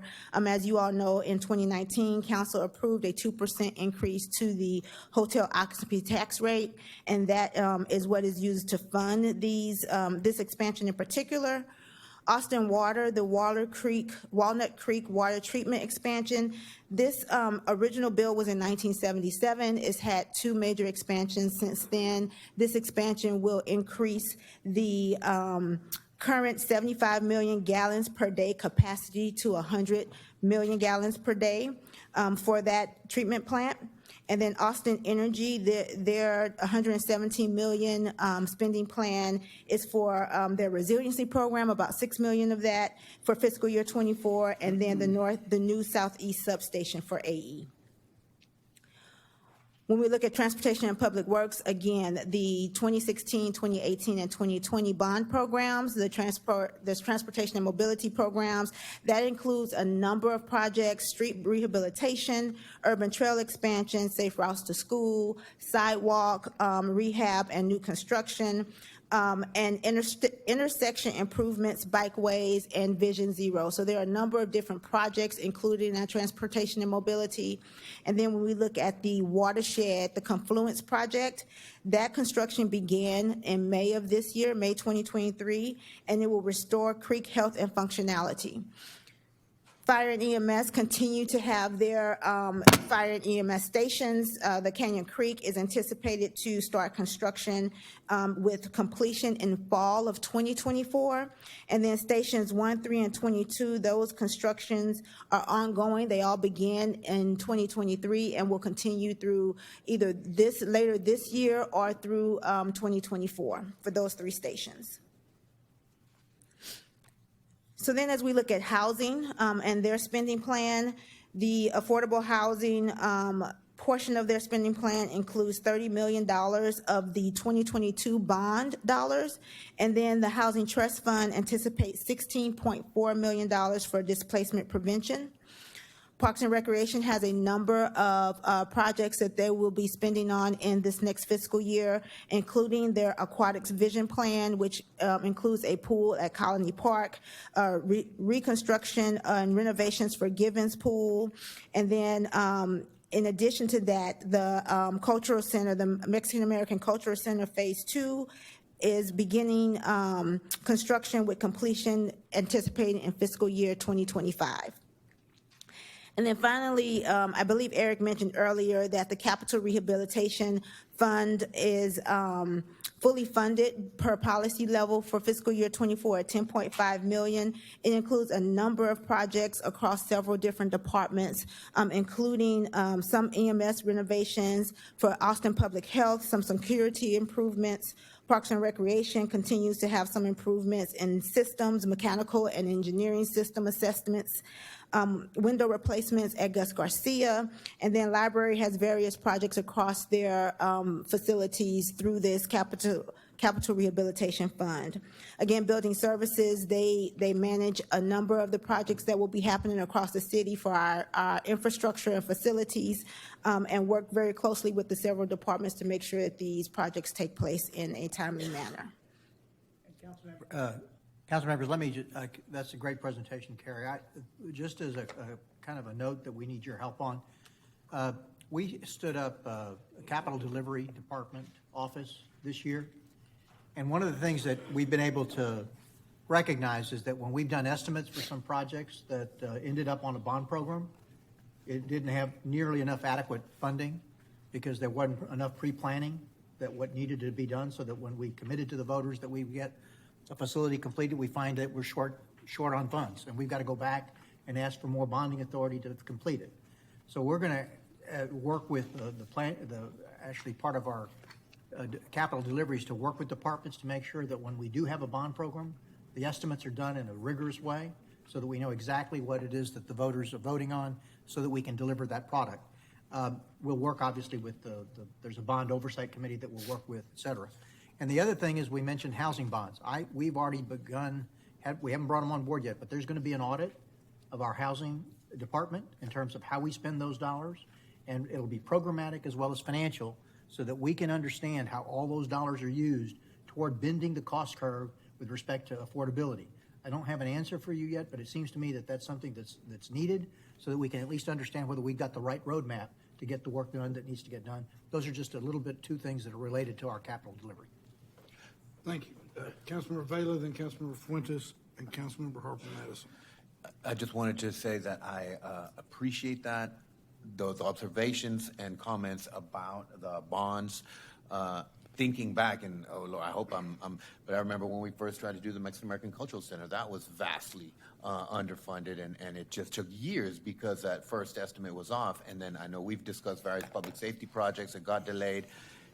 Administratively, I think that's a problem for the city. From the voters' perspective, I think it really becomes an issue because it's like, didn't we vote for these bonds? And wasn't this supposed to be a part of it? And people, so I just appreciate those observations, and it's definitely something that needs to be addressed. Thank you, Councilmember. Councilmember Fuentes, then Councilmember Harper Madison, and Councilmember Ryan Alter.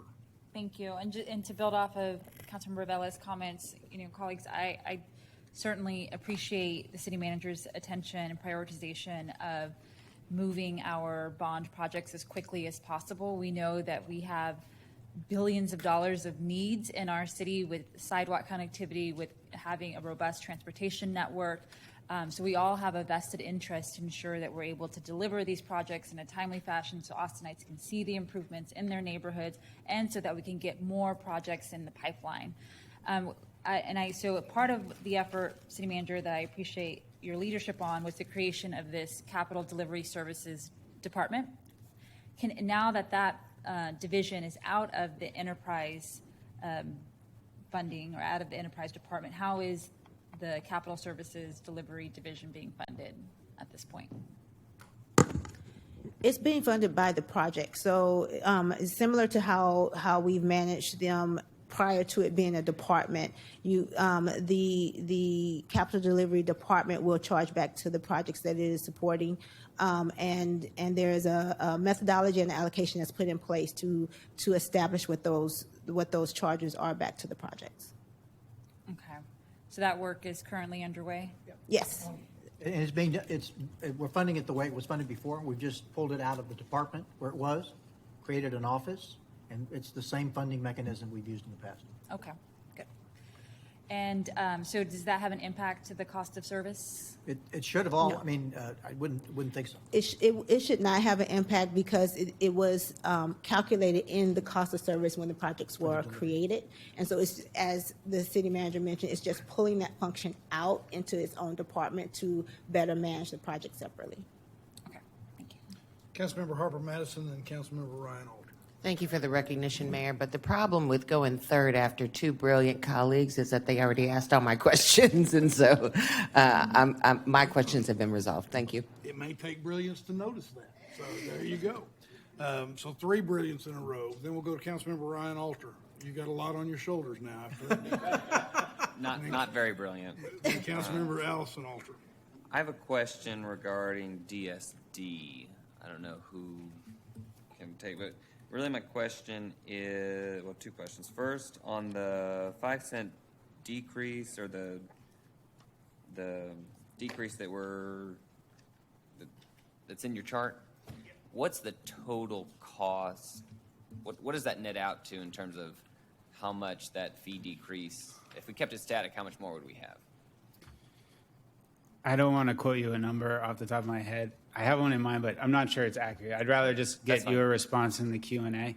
The other thing we have to be careful of, especially now that they're in DSD, DSD is very careful with its fee model because we can't have our fees exceed our cost of service. And so when Code ran its version of that model for their division, that's the number that shot out. So that's part of the reason they're decreasing it. So if you wanted them to keep the money, you might have to have them add expenses to justify it too. Sure. Well, and that kind of leads to my second question on when I was reviewing the more detailed spreadsheets in the budget. DSD is getting, for the first time in 5 years, at least as it's in one table, a $4+ million general fund transfer, although their fund itself has been getting general fund every year, but in the mid-section table it shows basically zeros and then a 4.6. How come? Right, yeah. That's happening? I understand why that's confusing. So on the one hand, they're transferring out to pay us back, but where we had lended them funding out of reserves. However, there's an annual transfer. So this isn't the first year. That may be the incremental increase. But the general fund transfers funding to DSD every year because, as I said, they have to be very careful with their cost model. So when we waive fees or they have functions like urban forestry that don't generate revenue through fees, the general fund does a transfer to cover those costs. Okay, well, and it's on page 220. So if y'all could just also, as we get to next week, I would just like to understand why they are getting such a significant general fund transfer when in the previous it had been basically zero. And backing up and looking at our enterprise funds, those in theory are supposed to be wholly contained, right? They're supposed to be separate from the general fund. So what is it just fee waivers that is driving this, or why is DSD different than our other I think we can get you a detailed answer. Yep. Here's my best guess. I bet there are some general fund functions that DSD is doing that the general fund is obligated to pay for, Got it. and not our development fees. But we'll go back and Yeah, verify exactly. that and get you a more complete answer. Mm-hmm. Okay. And that's all I got. Thank you. Thank you, Councilmember. Councilmember Allison Alter, and then Councilmember Poole. Thank you. A couple questions. I'm pleased that we are fully funding the capital rehabilitation policy. Where would we find the list of projects for that? Is the capital rehab project listed? In the past, it was in the budget. I'll have to check. I'm not sure if it's itemized in the budget, but we'll check. And if it's not, we'll do a Q&A to make sure you'll have the full Okay, list. great. And that policy that, we started to fully implement, I think my first year on council, has been really, really critical for us to do the maintenance across the board for a lot of departments. And so I'm really interested, though, in seeing the specifics there on that. When we do the enterprise discussion on August 1st, if we can have watershed protection talk about how this budget aligns with what they're planning for their strategic plan, Rain to Water, or I'm not sure exactly what the plan was called, but I want to make sure that we've got the fee level at the right level to be able to address strategically what they think they need to be doing to protect our watersheds. So I would like that at that meeting.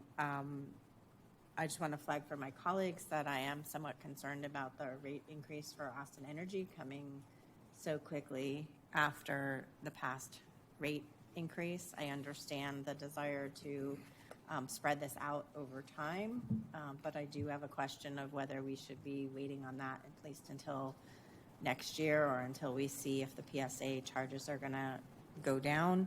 I do support doing that over time, but we did just raise rates substantially there. So I want to look at that more carefully. And then does the budget for Austin Resource Recovery address the air conditioning challenges that we've been experiencing for our drivers? I will have to check with ARR. Ed, are you aware? Go ahead. Yeah, we'll have to check on that. Actually, I started thinking about the air conditioning challenge with the fire trucks, which is a fleet issue, and they are addressing that, but we'll have to check on the ARR issues. We'll go back, we'll double check, but I think the memo or the email I saw thought that we're down the road to try to get that matter addressed, but we'll get that in. I knew there was a plan, and we had the discussion last budget, but I think there was some further discussion about maybe that wasn't addressed, and so I just wanted to make sure that if there were capital costs that needed to be invested in order to address that challenge, given the heat we're having, I wanted to make sure that. Okay, so I don't need to add anything else to the Q&A. You guys will We'll get that check. back to me. Okay, great. Thank you very much. Councilmember Poole. Thanks. I just wanted to go back a little bit to something that Councilmember Vella was saying, and I had walked off the dais and was coming back, and you were talking about the cadence for the bonds issuance. Could you just catch me up on the piece that I missed? I think that was basically that we'll pass a bond, It but takes then a long because of, concerns or like, oh, well, we bonded 20 million and actually it turned out to be 30 million. And so how are we going to fill that gap? Like, and then 12 years later, we're finally, getting the project going. That's been, as a civilian, I noticed that, like I said, years ago, and now as a council member, I've seen it happen in the district a couple of times. Thankfully, we were able to resolve those with some COs, but I appreciate the identification of that as a problem and the search for solutions. Thanks for bringing that up. I had noticed that too. I served on two citizen bond review committees at the county level back years ago, and then one for the city. And there was a distinct difference between how the city lined up its bond proposals versus how the county did. And the county also turned dirt faster than the city has historically. And I think it might be tied up in the fact that the county wouldn't green light a bond for a project until it was ready. So to have the dirt turned so that they weren't selling the bonds or even going to the community saying that they needed it really far in advance. So I do think, City Manager, that would be a useful thing for us to look at the methodology and the process there. Yeah, it's hard for me to hear that the county's doing something better than the city, but that is an issue. That's an issue that I think we do need to address. One of the things, just because you will get maybe some political pushback at some point. At least it's my understanding. Some of our city bond advisory committees, we would make recommendations for what the funding needed to be in order to include more projects. There was just a red line done to say we can only give you this much money. And I've told the staff that were that to happen again, we're not that we want to be disrespectful. We're going to simply say when we go to the Austin City Council with our recommendation, it's going to be with the funding that's required, not what you're recommending, but something different than what you're recommending. Because otherwise what you're going to end up doing is we're going to approve something and then it's not going to get done. So essentially, we'll true things up more in advance so there's more understanding and expectation and more accurate understanding in the community what the time will be and the costs involved. I think that's great. Thanks. And just a quick follow-up comment. My apologies, Mayor. The school district, I mean, I think the 2018 bond, they've just about, done. I'm just thinking about the different schools and the renovations and the projects, and that was like $1 billion bond that they've basically, dropped that $1 billion. And like I said, I'm not sure they're 100% done, but they're getting pretty close to it. Councilmember Fuentes, then the Mayor Pro Tem. Yeah, I would just, my district is on the outer edge of the city, so I interact quite a bit with the county and mobility needs in the area. And I can tell you there's a lot of needs in the county that have gone unfunded. So I would caution us against using the county's model of how to fund projects.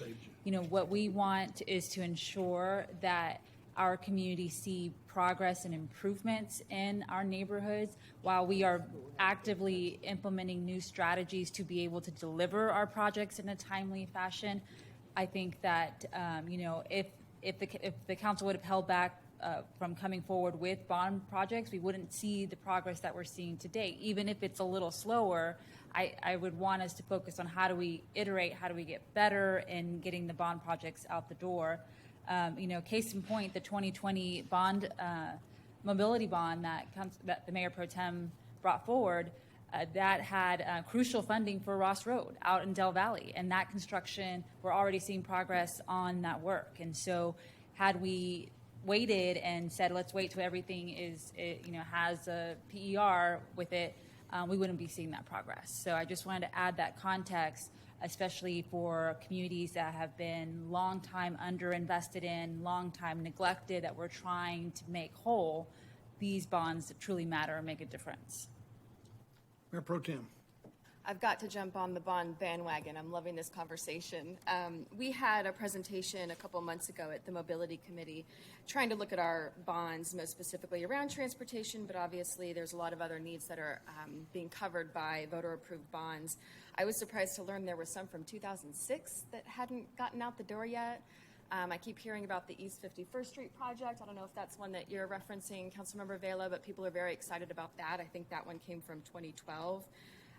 The YBC Trail, the Wyatt Oak Hill to Barton Creek, is something that my district cares a lot about, and it's hit snags along the way that are no fault of the transportation planners and the folks trying to get that project completed, but the cost does go up and it gets harder and harder to fulfill some of these projects.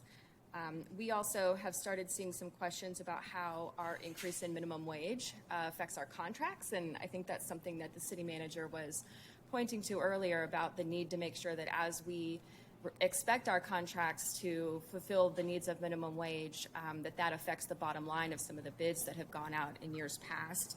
But I want to end by kind of mentioning that even though we have really, really high-profile bonds that people are very excited about, we sometimes even have to do code amendments and make sure they're getting through the permitting process quickly. And so I think that's something that maybe other entities, depending on where they're located, may not necessarily have to go through our development services process. And so I'm excited that's something that the mayor and manager have identified and are working through.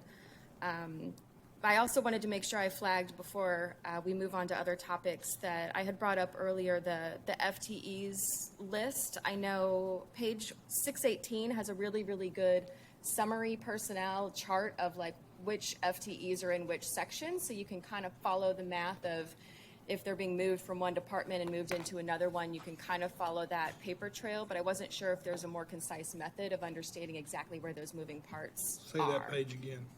618. It's called the Personnel Summary, and it's a really good list. Let me see if I still have it open. I moved my window somewhere along the way to look at something else. But it goes through general fund, full-time employees, or full-time positions at least, enterprise funds, internal services, special revenue, and grants. So it's a really easy way of tracking where positions have gone, like the code department has been moved within development services. There's some going on with capital delivery, and so they don't always add up exactly, but it kind of gives you a good picture of if something's been zeroed out, it probably got moved somewhere else, but it does flag them into exactly which fund they're coming out of. So I found that summary to be helpful, but I might need a little bit more clarification on that topic before we get to voting. Thank you, Mayor Pro Tem. Councilmember Ryan Alter. Completely unrelated to bonds. I just wanted to ask the manager, kind of in the vein of the conversation we had yesterday related to homelessness, you talked about the dollar not being the performance metric, right? Just investing doesn't mean success. Right. And so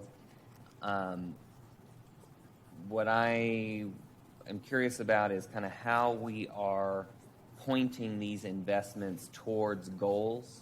Right. How are we going to measure the success of this budget? Well, I mean, I think every department ought to have a set of performance metrics so those investments are driving toward an outcome. And to the degree that those metrics are fuzzy, we need to be more concrete and more specific. And then we need to, through the oversight function that the council plays, which is vital, which in a day, we used to go before audit and finance and work through the metrics of each department. We wouldn't do them all at the same time, but we would do those methodically. Then departments understood that, they were being measured against that standard. Somewhere along the way, I don't think we've been we haven't focused enough attention on that. So I think we want to try to focus more attention on that during this course of this next fiscal year. The second thing I'd say, when you have these major programs, like for instance, housing, homeless, as an outsider looking in, it looked to me that the measurement of success was the dollars, that we secured dollars for some function. And I thought we had insufficient knowledge to know what is it that caused homelessness, when we spent this kind of money, what was the expectation that it would bend the curve with the number of people that experience homelessness. I never saw reports about that, but I think we need to get better about working on that. With respect to housing, what are really the elements that cause a problem with affordability? And rental subsidies and all the like are important, but what component do they play in the overall exercise to make this city more affordable? That, again, is going to get part of a study so we can understand that. And then we know the lane we're in, and that's where we make investments, and we know that there are either private not-for-profits that are playing in that space that can help us, or the private sector can help us. So we just need to figure out the role for each and not necessarily send the signal to the entire community that we can solve all these problems on our own. Yeah.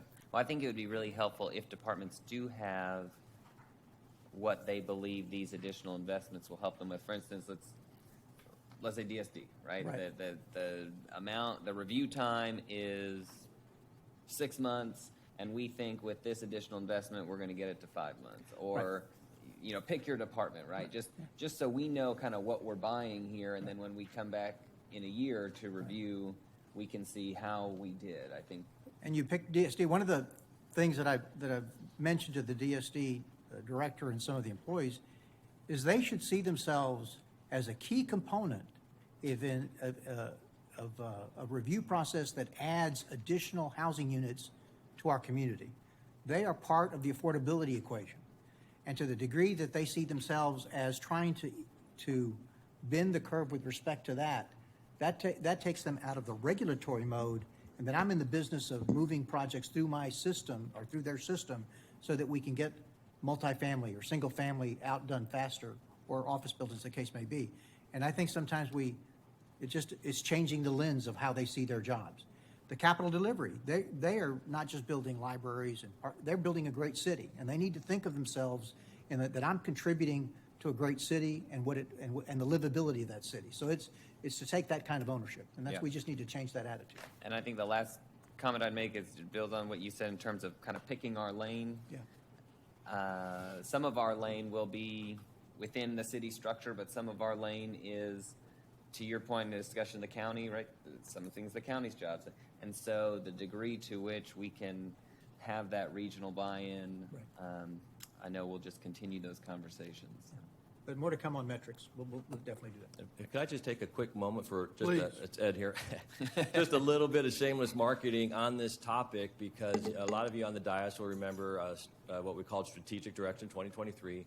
That was the first, at least to any of our memories, that was the first organizational strategic plan that's been put in place for this organization. Individual departments and individual projects had plans, but we didn't have one as a city. And it was a great first start, but it wasn't perfect. And the city auditor's office recently did an audit about SD 23, made a lot of great recommendations about how we set goals, how we monitor progress, how we report on that, and how we incorporate it into our budget process, how we follow up and hold ourselves accountable for results. And we're really excited by it. We're implementing all of those changes. SD 23 rounded out that last budget cycle. And so we're in a transitional process right now. You'll see a little bit of this in this document, but when you look, when we get to next year, when you get to the fiscal year 25 budget, we've already started working on all this, but certainly by 25, I think you're going to see a budget document where that connection between organizational goals and performance and how we're budgeting and how we're improving is going to be much clearer in the next budget as we fully implement those audit recommendations. Great, thank you. We're done. Would y'all like to close? Sure. Just to reiterate that we will be back before you on Tuesday to do a deep dive into the general fund, and our general fund departments will be here. We'll be talking about the budget, some more detail of what's included. We've heard your comments and your questions, and we will make sure to incorporate some of those responses. And then we'll come back on August 1st with the enterprise departments, where we'll do the same kind of deep dive for those enterprise departments. I believe we have a slide that shows the website that is available. If not, we'll get that up very quickly as soon as possible so that you all can see. Say again? Okay, that website has been emailed. The website has been emailed. We will make sure we do some communication so that the public is aware, of course, of what those websites are, so they can see the council budget questions, so they can see the capital projects website, as well as on Austin Finance Online, the proposed budget. If they have not seen that, it is available electronically online. My staff and I are happy to work with you through these next several weeks, along with the city manager and the city departments to get us to the end game of August 16th, where we will be, where you all will be approving the fiscal year 24 budget. With that, that is all that we have from the Financial Services Department. Great, thank you. And I'll mention that on the message board, I've put the link for the Q&A if anybody wants to do that, or my staff has put the link. So if any member of the public wants to do that, by looking at the questions and answers that council members are asking and what the answers are. Did you have your hand up? All right, Councilmember Alter. Mayor, I just wanted to ask if you could clarify the timing for the public hearing portions that are coming up. I don't have that right in front of me, but on the first we have that it will be at 10 o'clock is my memory.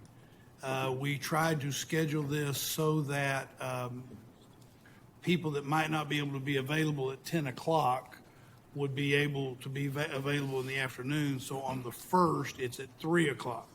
So we tried to create a morning and an afternoon, again, to be convenient to the public. Just because it's a general fund topic on the 26th, doesn't mean you can't talk about enterprise funds. It is to allow people to give input on any aspect of the budget. On the first, it is, my memory is that on the first, we're also going to be, is it the first that we vote on the maximum tax rate? Yes, on August 1st, we're also voting on the maximum tax rate. The law requires that there be a specific public hearing for that. That doesn't mean you can't talk about other things, but that's why we've set it on the 1st. That is set for 3 o'clock. We will have a public hearing on the maximum tax rate, but also allow for comment, even if you don't want to talk about the tax rate, that will be part and parcel of what we do at 3 o'clock with regard to anything in the budget. So let me say that again.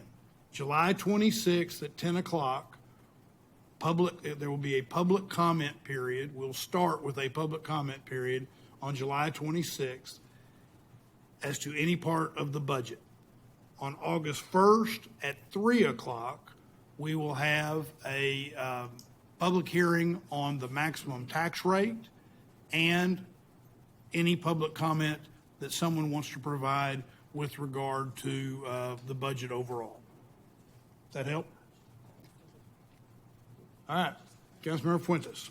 Thank you, and just wanted to provide some comments to staff for next week's presentations.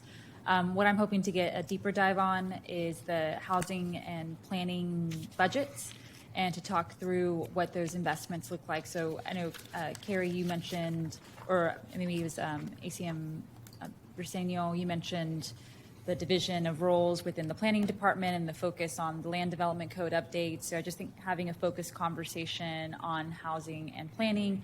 I specifically want to hear more about our anti-displacement initiatives and what we're doing to help Austinites stay in their homes.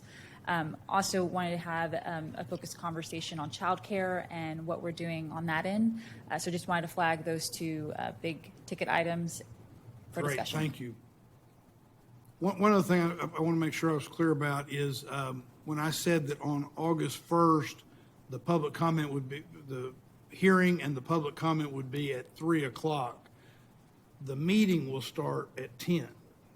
We will have the meeting begin at 10, but we wanted to give people an opportunity, if they were not available in the morning, they could talk to us in the afternoon, and so we set a day for that. If they can't talk to us in the afternoon, they can come in the morning. We wanted to set a day for that. So I anticipate that on the 1st, we will probably be done and have to take a recess and come back at 3 o'clock for that public hearing and public comment. And after the public hearing, we will vote on the maximum tax rate because we're not going to vote on that before we have the public hearing. All righty. Without objection, by the way, very good work session, and thank you to the staff. Very collaborative work session. Thank you to the manager and the staff with regard to all we've heard today. And without objection, the City Council is adjourned. It's 11:27 a.m. Thanks, everybody.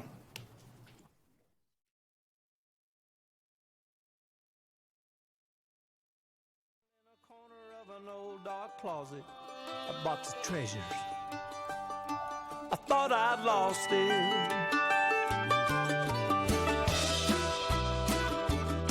A box of faces. A box of time. A box of buddies. Their faces frozen with mine.